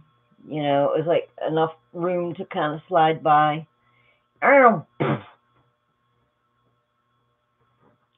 Mother Nature dots my eye. The Yamaha dots my eye. I think everyone wants a piece of me. I don't know.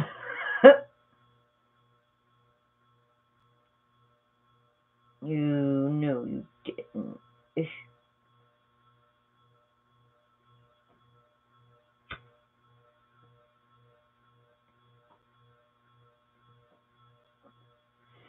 Oh, yes. I like a cigar. You guys gotta think I'm whacked. Glad you caught up. Oh. Alright, let me see. What can we scrounge up here? April Leggene's really good. She does great shows. That woman, she gave me confidence. Especially when she gets a troll in there.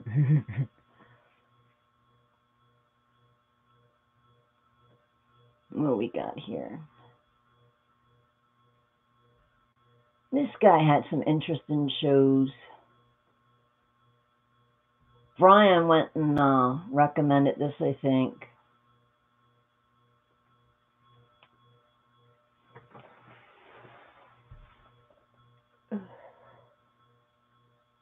Let's see, what else does he have?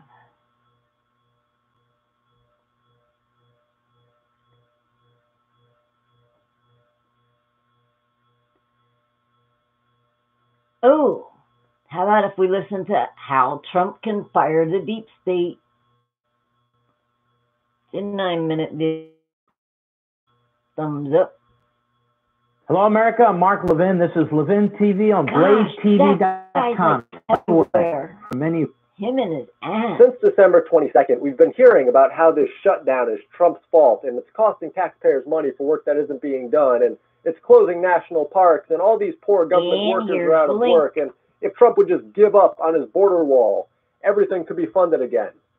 God forbid government employees have to live like I do after I pay their salary at gunpoint. First, can we just not fund the government? Like, just don't fund any part of the government unless you want to personally write them a check. It's like they're critiques for your personality, or they get your personality, a part of it. They're not refugees, just migrants.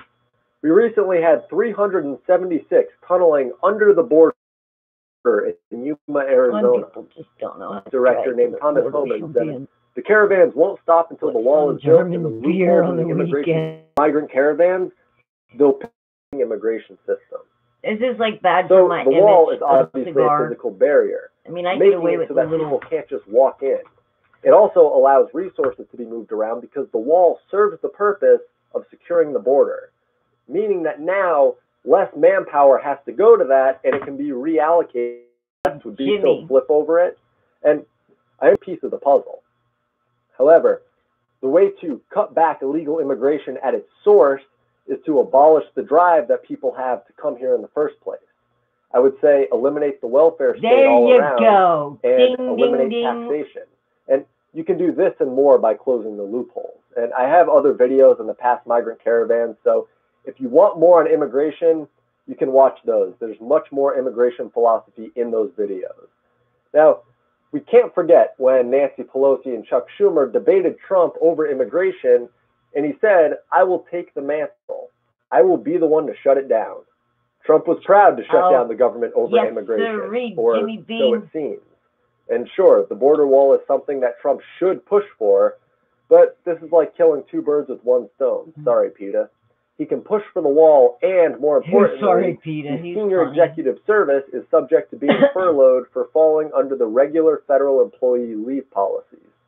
The Office of Personnel Management issued a statement regarding this current shutdown, saying that the reduction in forced furlough regulations don't apply to emergency furlough situations, and a shutdown is an emergency furlough. However, this furlough can move from being an emergency furlough to being an administrative furlough after the 30-day mark if there's a clear path set forward for the reorganization of resources within the government. And this makes it so that the reduction in force measures are now on the table. Essentially, emergency furloughs don't permit reduction in force measures because the duration is unsure at the outset and it's based on congressional action rather than agency action. Once furlough measures are put forward and it's considered planned, the senior executive service members are now open to being put on a non-duty, non-pay status, and eventually being subject to reduction in force measures. Turn them off and lay them down. Hopefully cause the Democrats to want to end the shutdown sooner rather than later. Waiting for the dirt bike. When Trump says the shutdown could last for months or even years, he's trying to pressure Democrats into either accepting his wall or reducing the size of government. And that could be a reason why he hasn't just taken money from the Department of Defense budget to build the wall and circumvented Congress altogether. Now, just to give you some background on the Senior Executive Service, because I realize that I haven't explained them that much in this video so far, they're unelected government officials that control most of the policies that affect your life. In most cases, they're appointed and removed from their positions without anyone from the executive position in an independent regulatory commission shall not be subject directly or indirectly to review or approval by an officer or entity within the executive office of the president. So Trump can't stop the appointment or removal of any SES member if they're part of a regulatory commission like the Nuclear Regulatory Commission, the EPA, the Federal Energy Regulation Agency, the ATF, and if I get out, I want to send your package out to you. And but I'll let you know when I sent it out. Are free to come and go as they please. But that doesn't hold them to just those agencies. Saturday. Kev just wants Members of the SES serve in key positions just below the top presidential appointees and are the major link between these appointees and the rest of the federal workforce. These leaders operate and oversee nearly every government activity in approximately 75 federal agencies. Many of the senior executive service members are also appointed as heads of these agencies, so they won't be fired. And they admit that SES positions are between the presidential appointees and the rest of the federal workforce. They are the semi-permeable barrier that decides what goes from the president to the federal worker and what doesn't.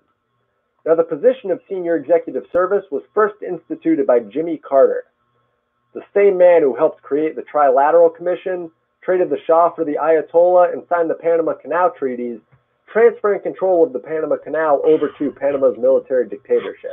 And don't get me wrong, I have plenty more criticisms of Jimmy Carter, but just to stay on track with this video, I do have an entire video that I did on the senior executive service in more depth, which I'll link below along with all of my sources for this video. But just so you understand this better, there's some more important things that I want to show you here. Under the Department of Commerce's guide to senior executive service furloughs, they say the length of a furlough may not last 1 year, and reduction in force measures would have to be taken if it's expected to last for more than a year.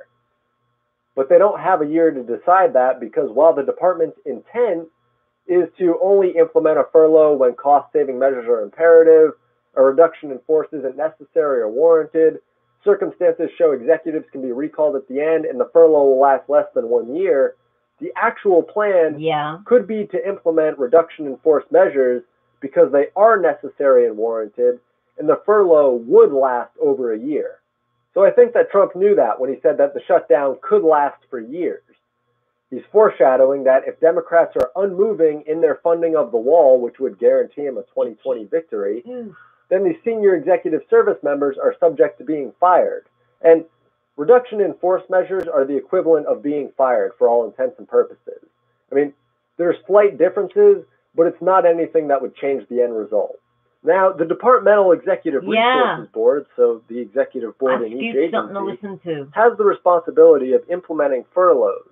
But furloughs for SES appointments can only last 30 days if the employee is not expected to return to work within 1 year.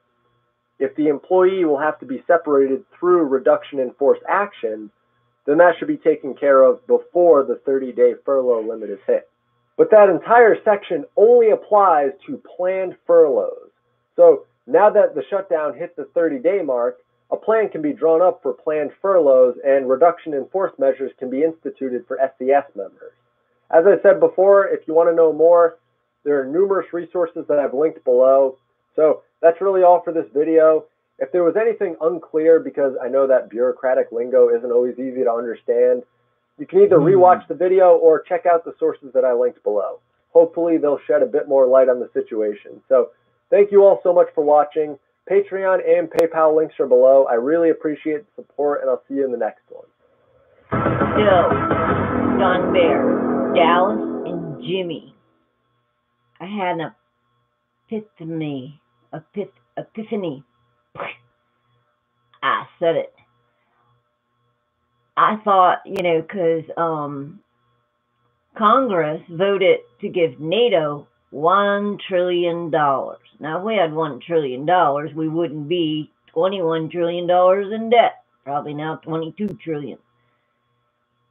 So I thought to myself, epiphany.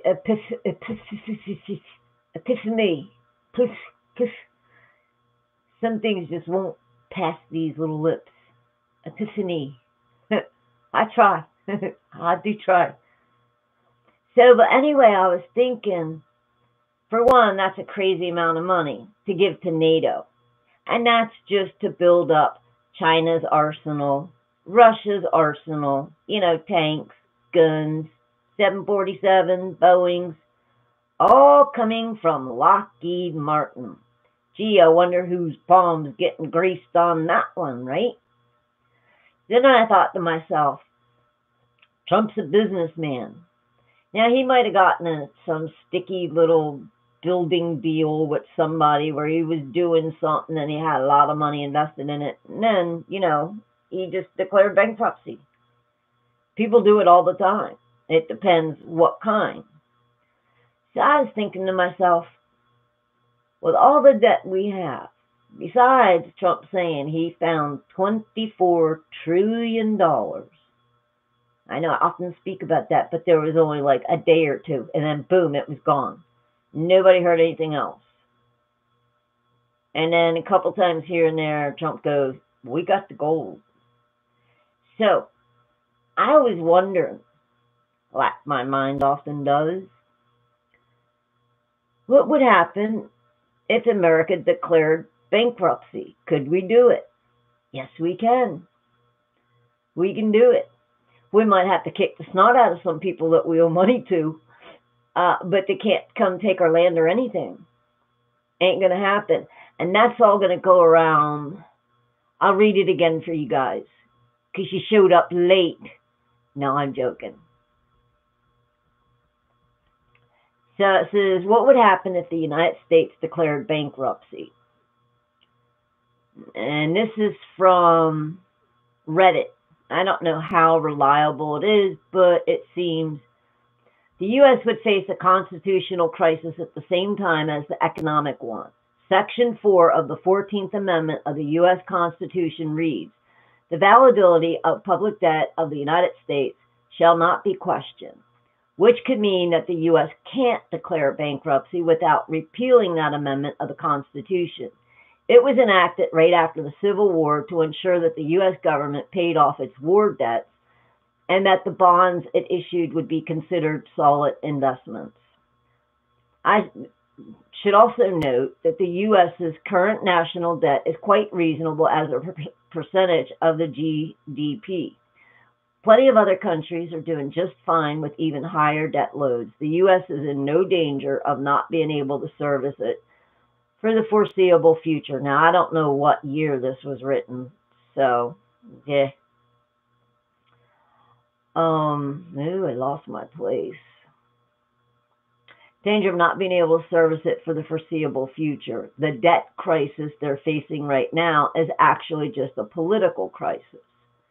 Hypothetically speaking, if the U.S. were to just ignore or work around all of that and say, we ain't paying, regardless, the world economy suffers a collapse as Jensen Nee describes. Nobody gets to repossess anything because the rule of law would be pretty arbitrary. In the wake of all that, whoever has the guns decides who gets what stuff. The U.S. itself could fragment due to the intense recriminations and infighting over who is responsible for this insane diabolical. As the world starts slowly pulling itself back together afterwards, the U.S. would be an economic pariah. And some other nation or coalition of nations will establish a new reserve currency for the international banking. maybe something based on a basket of many different national currencies to prevent a centralized point of suicidal failure like this from arising again. Hey guys,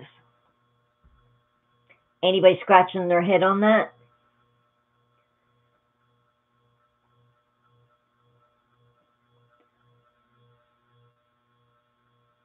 Hey, Gambit. I mean, think about it. Think about everything that's going on. Do you think that's the plan?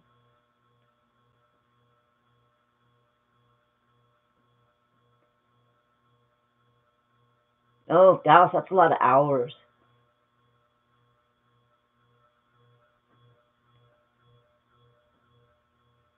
But Jimmy, think about it. Wasn't there something about the 14th Amendment, like somewhere around the summertime or something? I heard that mentioned a few times. God is in control, and God probably cried over a lot of battlefields. But I'm just saying, what if what's going on right now, what if Trump's just going to say, we declare bankruptcy, we ain't paying? I mean, other people are dropping our debts. China dropped our debt. Russia dropped our debt. They wouldn't care. They sold off mostly all our bonds. Who bought it? Iran or something? We go back to Iran and because everybody else is buying up gold. Trump says we got the gold. Trump said he found 24 trillion. Really, it would screw the Federal Reserve. We ain't paying. It's really the Federal Reserve. What does he want to get rid of? The Federal Reserve, right? How else would you do it? Declare bankruptcy. All the big guys are already out of the picture. They've already sold off all our bonds.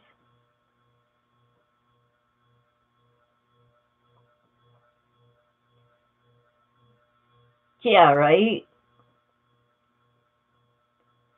But Jimmy, do you think I ran across a possibility? Oh, okay, Don. Main corner. But Jimmy, think about it. So, really, according to that, I did remember hearing about the 14th Amendment. So, what? Some little country freaking thinks that we're going to own America? Yeah, right. Come and take it. Come and take it.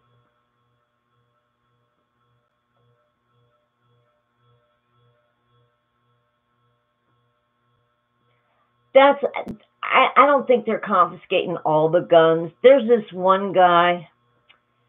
I found him, and I found one show interesting, but he's a colored man, and he does,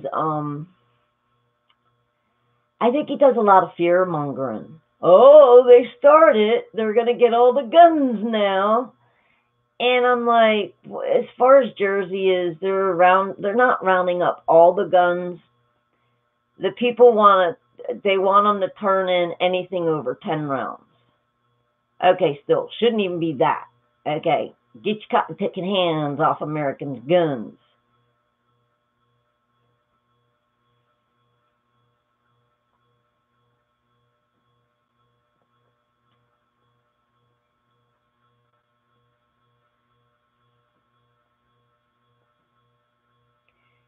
Yeah, you know.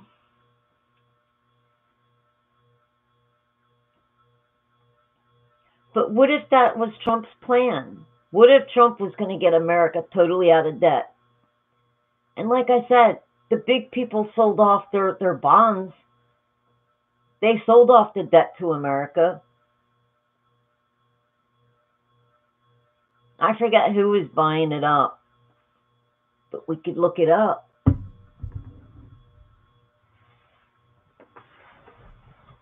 Let's find out.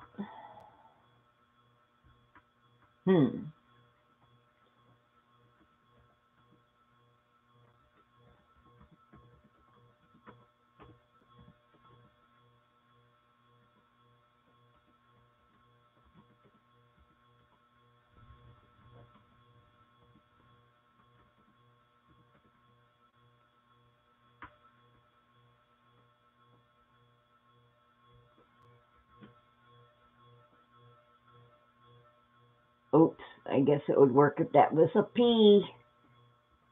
Let's find out who dumped.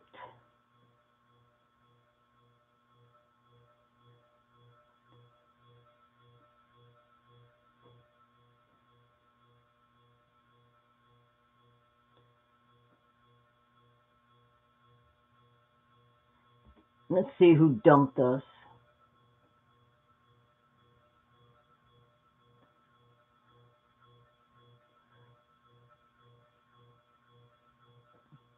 Trash tech dumped overseas.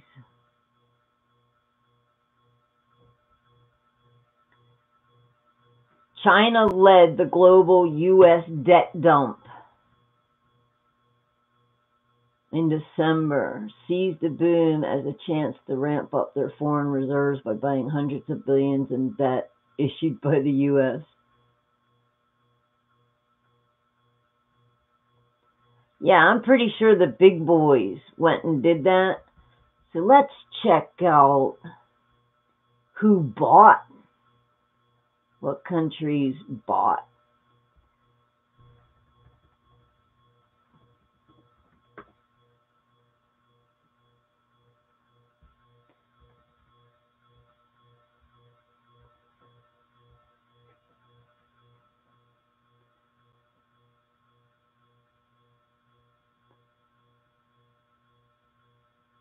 Let's see who was stupid enough.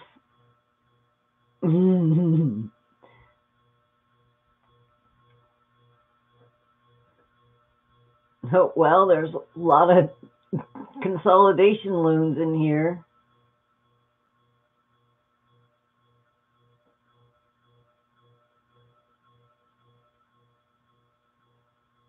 Yeah, the 10 countries with the most debt, the United States has the largest debt in the world.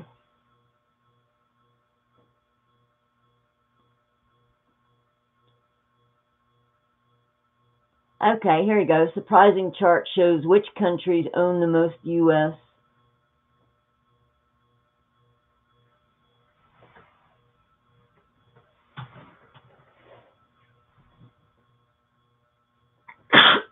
Excuse me. Ooh, that hurt my nose. Yeah, well, that can't be current because China dumped it. Let's try one more page.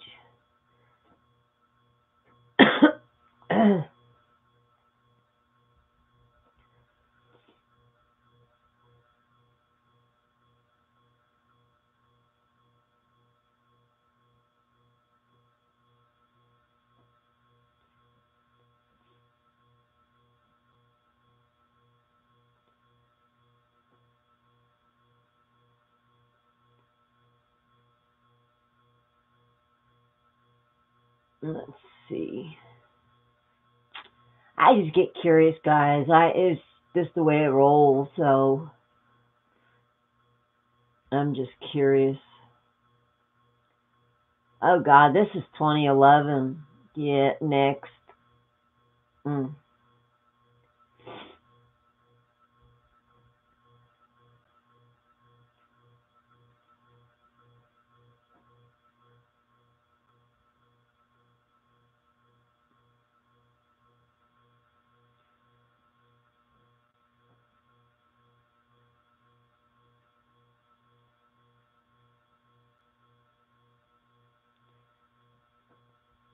I just got a sneaky feeling.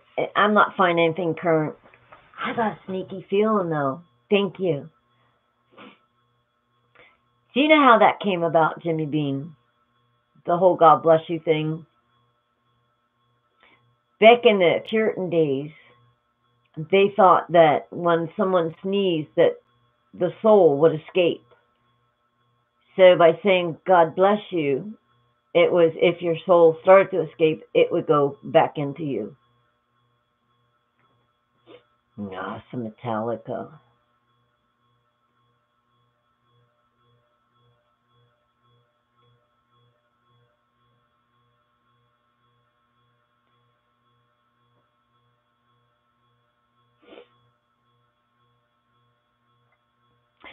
Well, Brian, they had whole cities that were just buried, and then cities were built on top of the cities.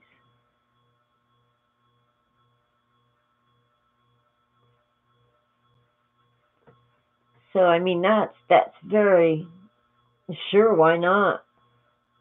I'm thinking about heading into the mountains and burrowing in and having, a couple nice places up on a mountain somewhere and caches of this and that and food and water and little, out of bricks, make it to store water and stuff like that.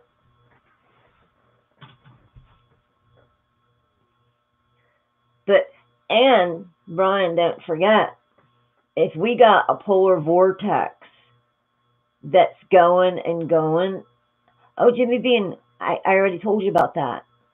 About God bless you, the Puritans, settlers, back in like the 1700s. They thought when you sneezed, your soul would escape. So by saying God bless you, it kept your soul in your body. I got tinkle. Be right back. Oop. Ooh, like a pot of tea.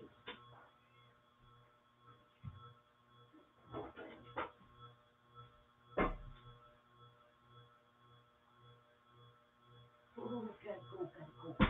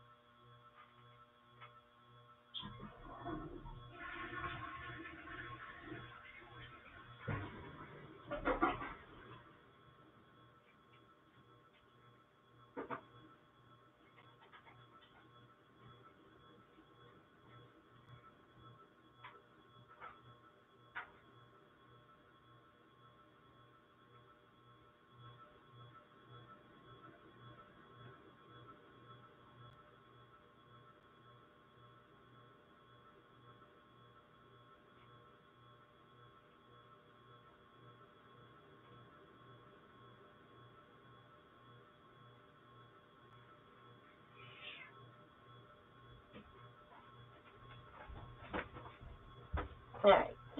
Ooh. Who remembers the old-fashioned lip gloss?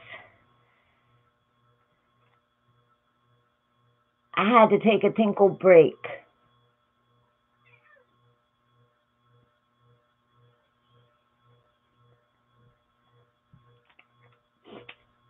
But anyway, Oh, Jimmy.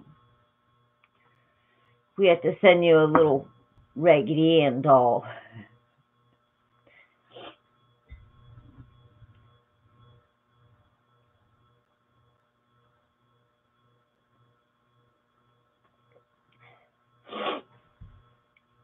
But I don't know. I mean, guys, think about it. If you want it to level the federal banking system, you would declare bankruptcy. They got no more money. And then you put your gold back standard, bam. Because most of the debt is with them. They're the ones that print the money to loan us the money. That would take care of at least half our debt. I'd do it. That's how I would get rid of the feds. Oh, yeah, I still love them. It's that old 70s thing.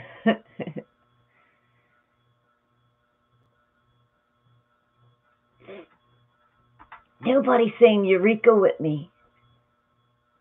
I would do it if I wanted to take down the Fed. And then get like China, Russia, England, and everybody else to declare bankruptcy. Yeah, that's a monkey.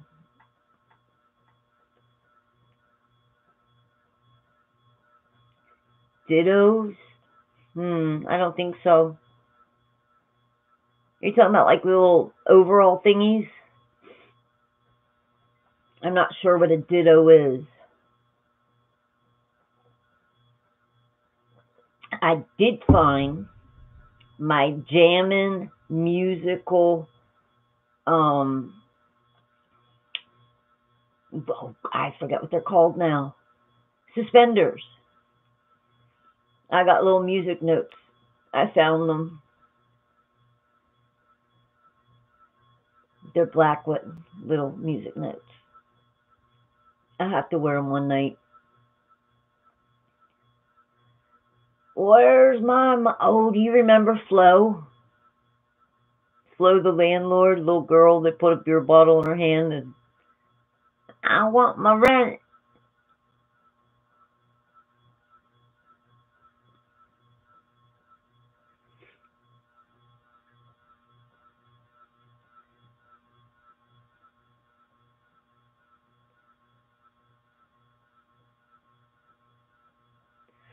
I remember they not only had like a crease, I don't know if they were called dittos, but I remember wearing slacks that were creased. And then they also had like a vein, I want to say like a vein all the way down the front. I mean, it was material, and I like Nirvana now. And I don't think I ever got into the gauchos. But I guess I went on, I was with all the styles, but I always liked the bell bottoms. I didn't like this round because they were way too short. But I hope they come back with the higher waisted jeans because you look taller. When you're like 4'11", you'll take any edge you can get. Trust me.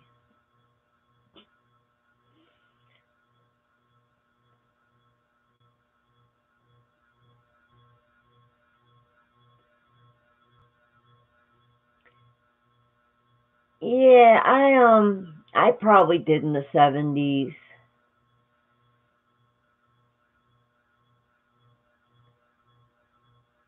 Yeah, right? No, you're probably my age, Bri. I mean, I didn't really start buying my own clothes till I was about 13. Other than that, I mean, my mom just went shopping for me. The only thing I got to pick out every year was my shoes. And I always got the Hush Puppies, the Earth shoes. They used to call them Earth shoes. At Tom McCann. I got the same ones every year. She's like, don't you want something different? No. I always had the boys always got sneakers. They wore the Bobos. Converse. Bobos.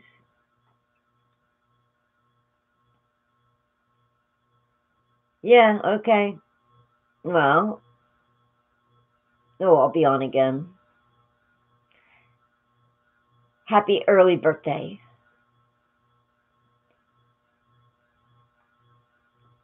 Oh, that's one thing I'm going to download too. I thought I downloaded it before. Yay, driving home. You do all right in tips?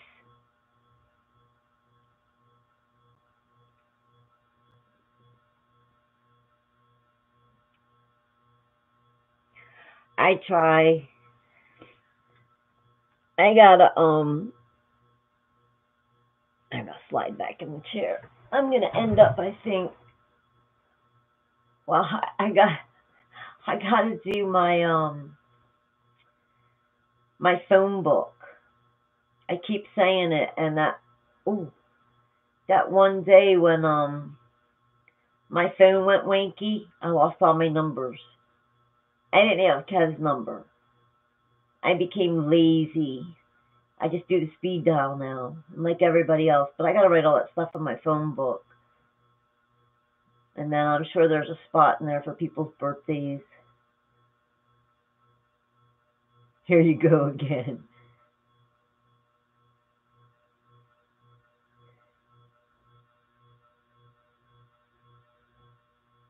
I don't think Dallas was too far from his job. He's probably home in like 10 minutes.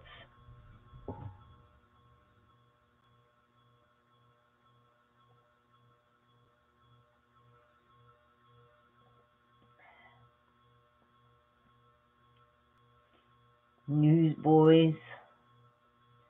Is that a group? Are you talking about the actual newspaper boys?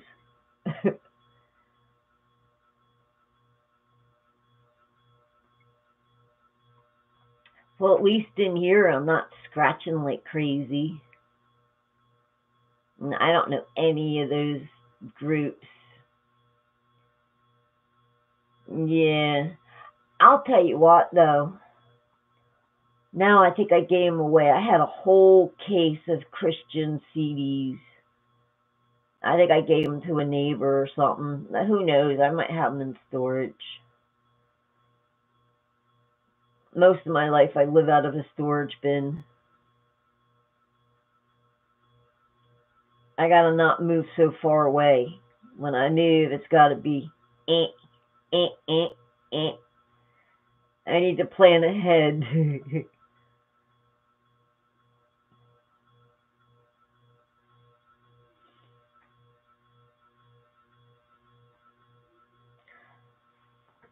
Let's see, who else is doing what? Oh, I got 7 notifications. I woke up this morning, there was over 90 notifications.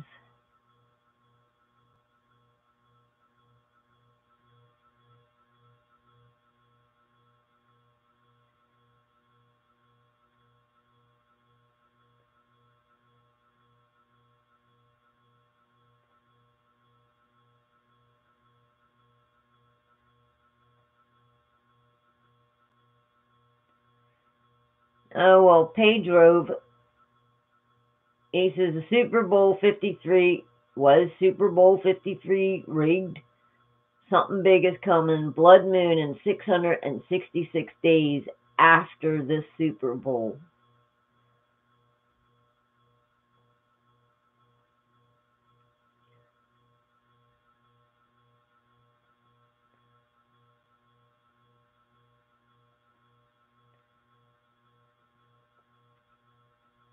Oh, that's not a good one to play because of the...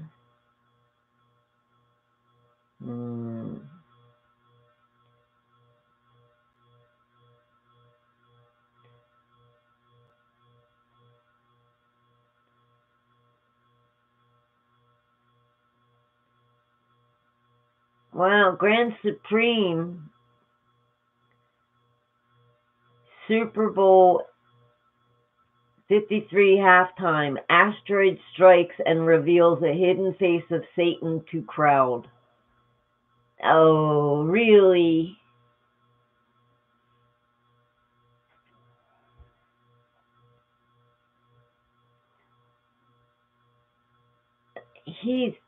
Grand Supreme, he's really cool. I like that guy. But he's live. I can't steal from his show. I try to, like, scoop up something that's interesting and a couple weeks old or even a year old. But, you know, I don't want to steal anyone's stuff. I like to listen to it so we can talk about it. And really, I don't know who actually views this afterwards, so it's just us in a chat room. I just go on the bus butt because I figure, I don't know, if there's really cameras behind my TV and they see me with my nappy hair scratching my ass walking around in my underwear in the morning, well, I might as well stick on a little makeup and let myself look halfway decent and show the world. Let's not hog it, man. Come on, Apple. Come on, Google. Let them see the rest.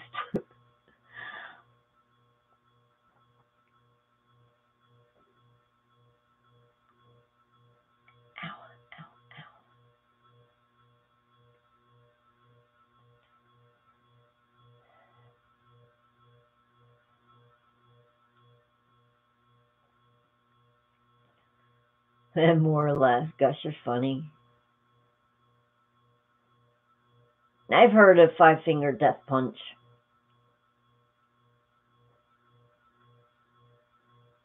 Oh, metal was... I went into a pawn shop. There was a place out in Florida I used to go to because I was DJing. And I found like this whole cassette thing. And I don't know, I paid the guy like $40. And it had some stuff I knew in it, but it had a lot of metal in there. I was like, oh man, I can't play metal where I am. But I did. I listened to every one.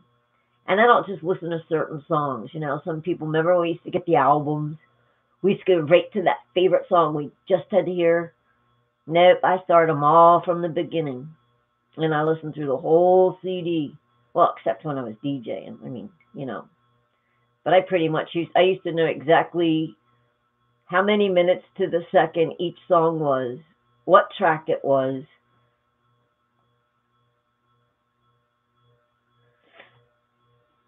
There's gotta be something cool that we can listen to. What do we got? What do we got?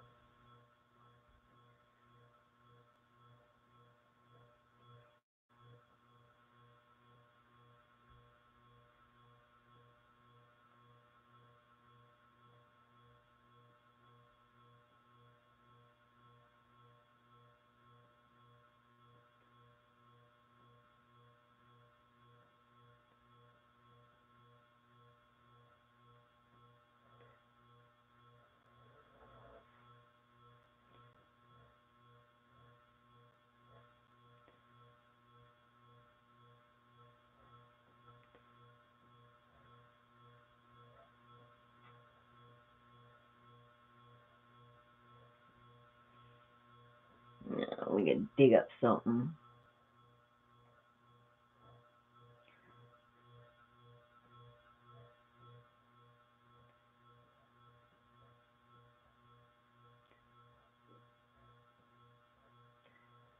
Wonder who this guy is. Mark Murchison.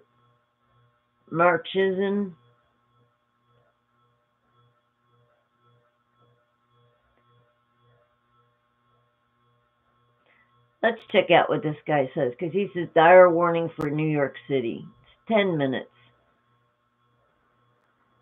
Hi, everyone. You know, usually I try to make very positive videos and videos that will encourage folks, you know, and I really haven't looked forward to sharing this, but it's been on my heart to share this, and I feel compelled that I must. Hold on, guys. Be right back. And, of course, the title tells it all, a dire warning for New York City. I'd like to say right up front that if you live in New York City, or if you are by chance responsible in any way for the recent law that has been passed concerning right up to birth abortion, well, I'd like to express to you right now, right up front, that God loves you so much. He doesn't hate you. He loves you very much. And I love you too, or I wouldn't be trying to warn you. It was less than a year ago that I had a very, very troubling dream concerning a city in America, and I didn't like to say the name of the city. I knew which city it was. It was last March. I knew that it was New York City, but I just didn't want to share and to tell people the exact location. In this dream, I was like in a wooded area, and I was with my wife and my family. We were in like this large building, and somebody, they hollered out, "Quick, get out of the building, get out of this building because a fire is coming." We didn't have time to grab anything. We had to leave. We had to vacate the building immediately. In this dream, it was like at night, and we were up in a little bit higher location, not in the high mountains, but it's just a little bit higher location. This is this guy we're listening to. I don't know who he is. But, I looked out in my mind, and I sincerely hope that this doesn't happen. I really hope that this doesn't happen. This guy had I missed it.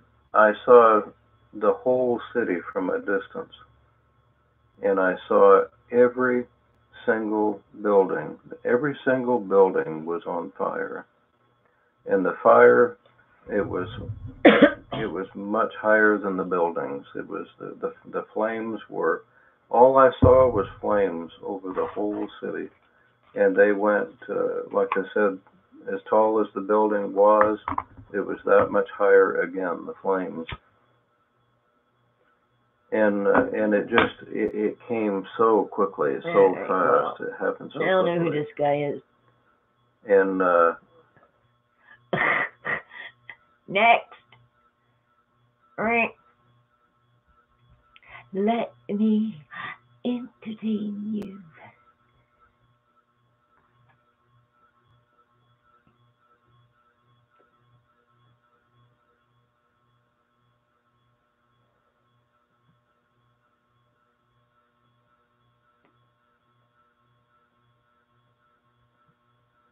No, that's a World News 7. I can't play that.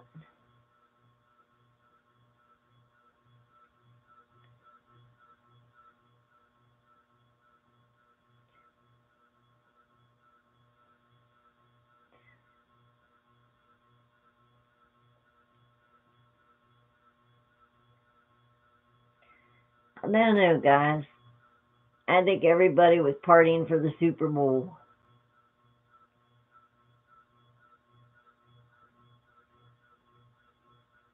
James Munder.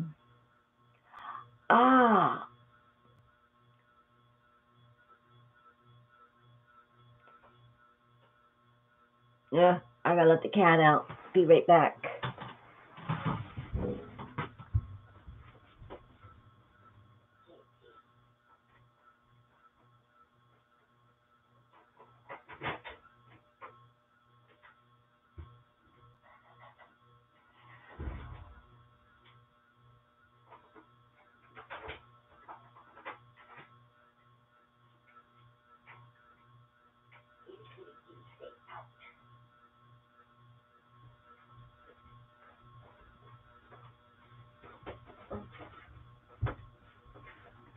I had to turn the heat up for Kev before and get him another blankie.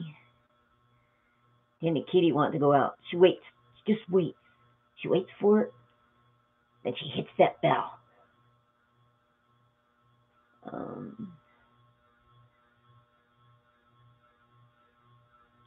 How about the Patriot nurse?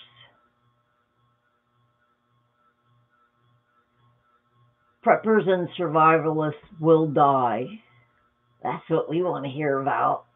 Get your butt in the game in Fabletics. At Fabletics, we're known for leggings that look as good as they feel. Whether you're on the field, nobody's trying. Discuss reasons why preppers will die during a disaster. Pretty sober topic, but I've never been one to hold back, and I've never been one to I hope he's not getting why you listen to me. So I'm going to go ahead and give you 3 reasons why preppers are going to die. The first is trusting wrong people. The second is listening to the wrong news points, basically looking for the wrong cues. And this is prepper nurse. The third is not being flexible. So we'll start out here with the first one, which is trusting the wrong people. And it's not necessarily something that I've watched her before. She's good. Talk about, but I'm going to be direct here. Your choice of friends is a very important thing. It's an important predictor of your success in life, for sure, who you surround yourself with. But to be direct, if you have made alliances with people based on their stuff, and honestly, even based on their skill sets, and you have not appraised their moral uprightness, you're going to dig yourself into a really deep ditch. Whenever I'm considering people to have an association with, an objective moral stance is a pretty darn important thing. We've got this whole thing in the West, and I've gotten some people who speak back and they say, why are you hating so much on the West? And the thing is, folks, the West has had its rise, but we have become through postmodern thought. Postmodern thought works really, really well whenever things are peachy, but postmodern thought breaks down in times of disaster and allows people to do heinous things to each other. So whenever I'm looking for people to make an alliance with, I'm going to check first and foremost on what type of person they are and what type of character they have. I don't care how much stuff they have. I don't care what type of skill sets they have. If they're not a moral and upright person, they are not going to help you in times of disaster, and they will be a liability. That is the point. So the second point that I want to make on why preppers will die in survival, and honestly, it's not limited just to preppers. This phenomenon, these pitfalls are present in many, many circumstances around the world. It's a phenomenon, right? People are going to be looking for the wrong signs. And because of that, they're going to miss not by the drafty window now. I don't have to grab my How do we avoid that? Well, first off, don't lock yourself into listening to just a handful of the same news sources each day. When you're looking for indicators to problems, you need to be pulling from a whole bunch of different areas. And honestly, I would not listen to just the United States news. I wouldn't even listen to just Russia Today. Make sure that you're pulling from a whole bunch of different sources. And it will inform your perspective, and it will give you more vantage into the calculus of your equation. I don't think you guys ever seen that video. There's going to be a lot of people whose time is going to be off. Their reaction time is going to be slow because they've got this sort of normalcy bias in their head. Okay, everything's fine. Everything will be just peachy keen. And then when something does happen, there's this whole, wait a minute, did that just happen? No, that can't just happen. So, don't be looking for the wrong signs. Nobody wants to look for the wrong signs, but be open and be listening. And I think now is a time to fundamentally quiet our inner person, right? And be listening. Listening is going to be a very, very important thing in the days to come. But look, even if you've got this very, clear idea in your mind, you guys want to jump over it might happen that way. Each person's individual disaster is going to be different. But look, the people that I've talked to, the brightest minds in different disciplines, they are divided. And if there's any consensus with, the best and brightest of the day right now, it's that we do not know what is going to spark this off. This coming multi-layered disaster cake has about 100 different sparks that could ignite its powder keg. Okay, and I want to segue with that into the third point, which is lack of flexibility. Okay, people are going to die due to lack of flexibility. I know he is. I haven't been over to Don's in a while. Especially with movement, especially with communication. Communication is typically the most important thing and the first thing to go. How do I say this kindly? You cannot get lost into stagnant thought. Bloody new name. Lack of flexibility is very important. Walk into a chat room and be creepy. You've got your little plan together. Like, okay, we're going to put a lookout bag in our car, and we're going to do this and this and this. And never in the same location long, though. Poured in your mind, that if it's been, you haven't allocated room, time, flexibility, and for, okay, well, let's just say that we can't find our butt out back. Let's just say that we don't have gas in the car. It happens, folks. You're tired, you come home, and nobody can be on their game 100% of the time. So we need to own up to that. We need to own that we as humans are imperfect and that we have a limited ability to forecast and foresee the future. Therefore, you need to allocate wiggle room and space into your preps and into your plans. Do not make the mistake of being rigid and inflexible. It will bite you, and it will come back to really, really hurt you at a very inopportune time. That's not just with disaster and survival stuff. That is in everyday life. Be flexible. Yeah. Be you can see her? There are certain things that I think it's important not to be flexible on. Again, going back to the yeah, I'd say we all go crashing on Dom's place. We got three our people. intents and purposes here. I knew whoever the looking at planning and logistical. New name guy was, or girl, or person. Putting your logistics together. I don't know what to call people anymore. Lack of these 3 points just people. is going to be a reason why a lot of people are going to die, and why a lot of people are not going to make it, or are going to encounter much more significant difficulty than they had anticipated. So I hope it was helpful for y'all. If you enjoyed the video today, please subscribe to me, like me on Facebook, and follow me on Twitter. Also, please join me in one of the Medical Prep 101 classes. If you have an interest in learning more, I put up a lot of information here free on YouTube. What the heck is Don playing? Things that require more intensive hands-on oversight, that's what I do in my classes. So I encourage you guys to come out to be in Pittsburgh and Denver. When did Don start playing porn over Lewis, there? Kansas City is next month. Pittsburgh, Denver. In August, September is White Plains, New York. October is Las Vegas, Yakima, Winston-Salem, Richmond. I'm going to a whole lot of different places actually this year. Phoenix, Oklahoma City, Knoxville, Tennessee, Lakeland, Florida. There's a lot. So check out the website, www.patriotnurse.com. Look at the course description and the classes and sign up today. I hope it was helpful for y'all. And for now, it's Patriot Nurse signing off, and I'll see y'all later. Bye. Alrighty. Well, it's just the 3 of us. I'm going to end the stream and say good night, everybody, and God bless. We'll see you at Don's. Don Bear's on. Night. Much love.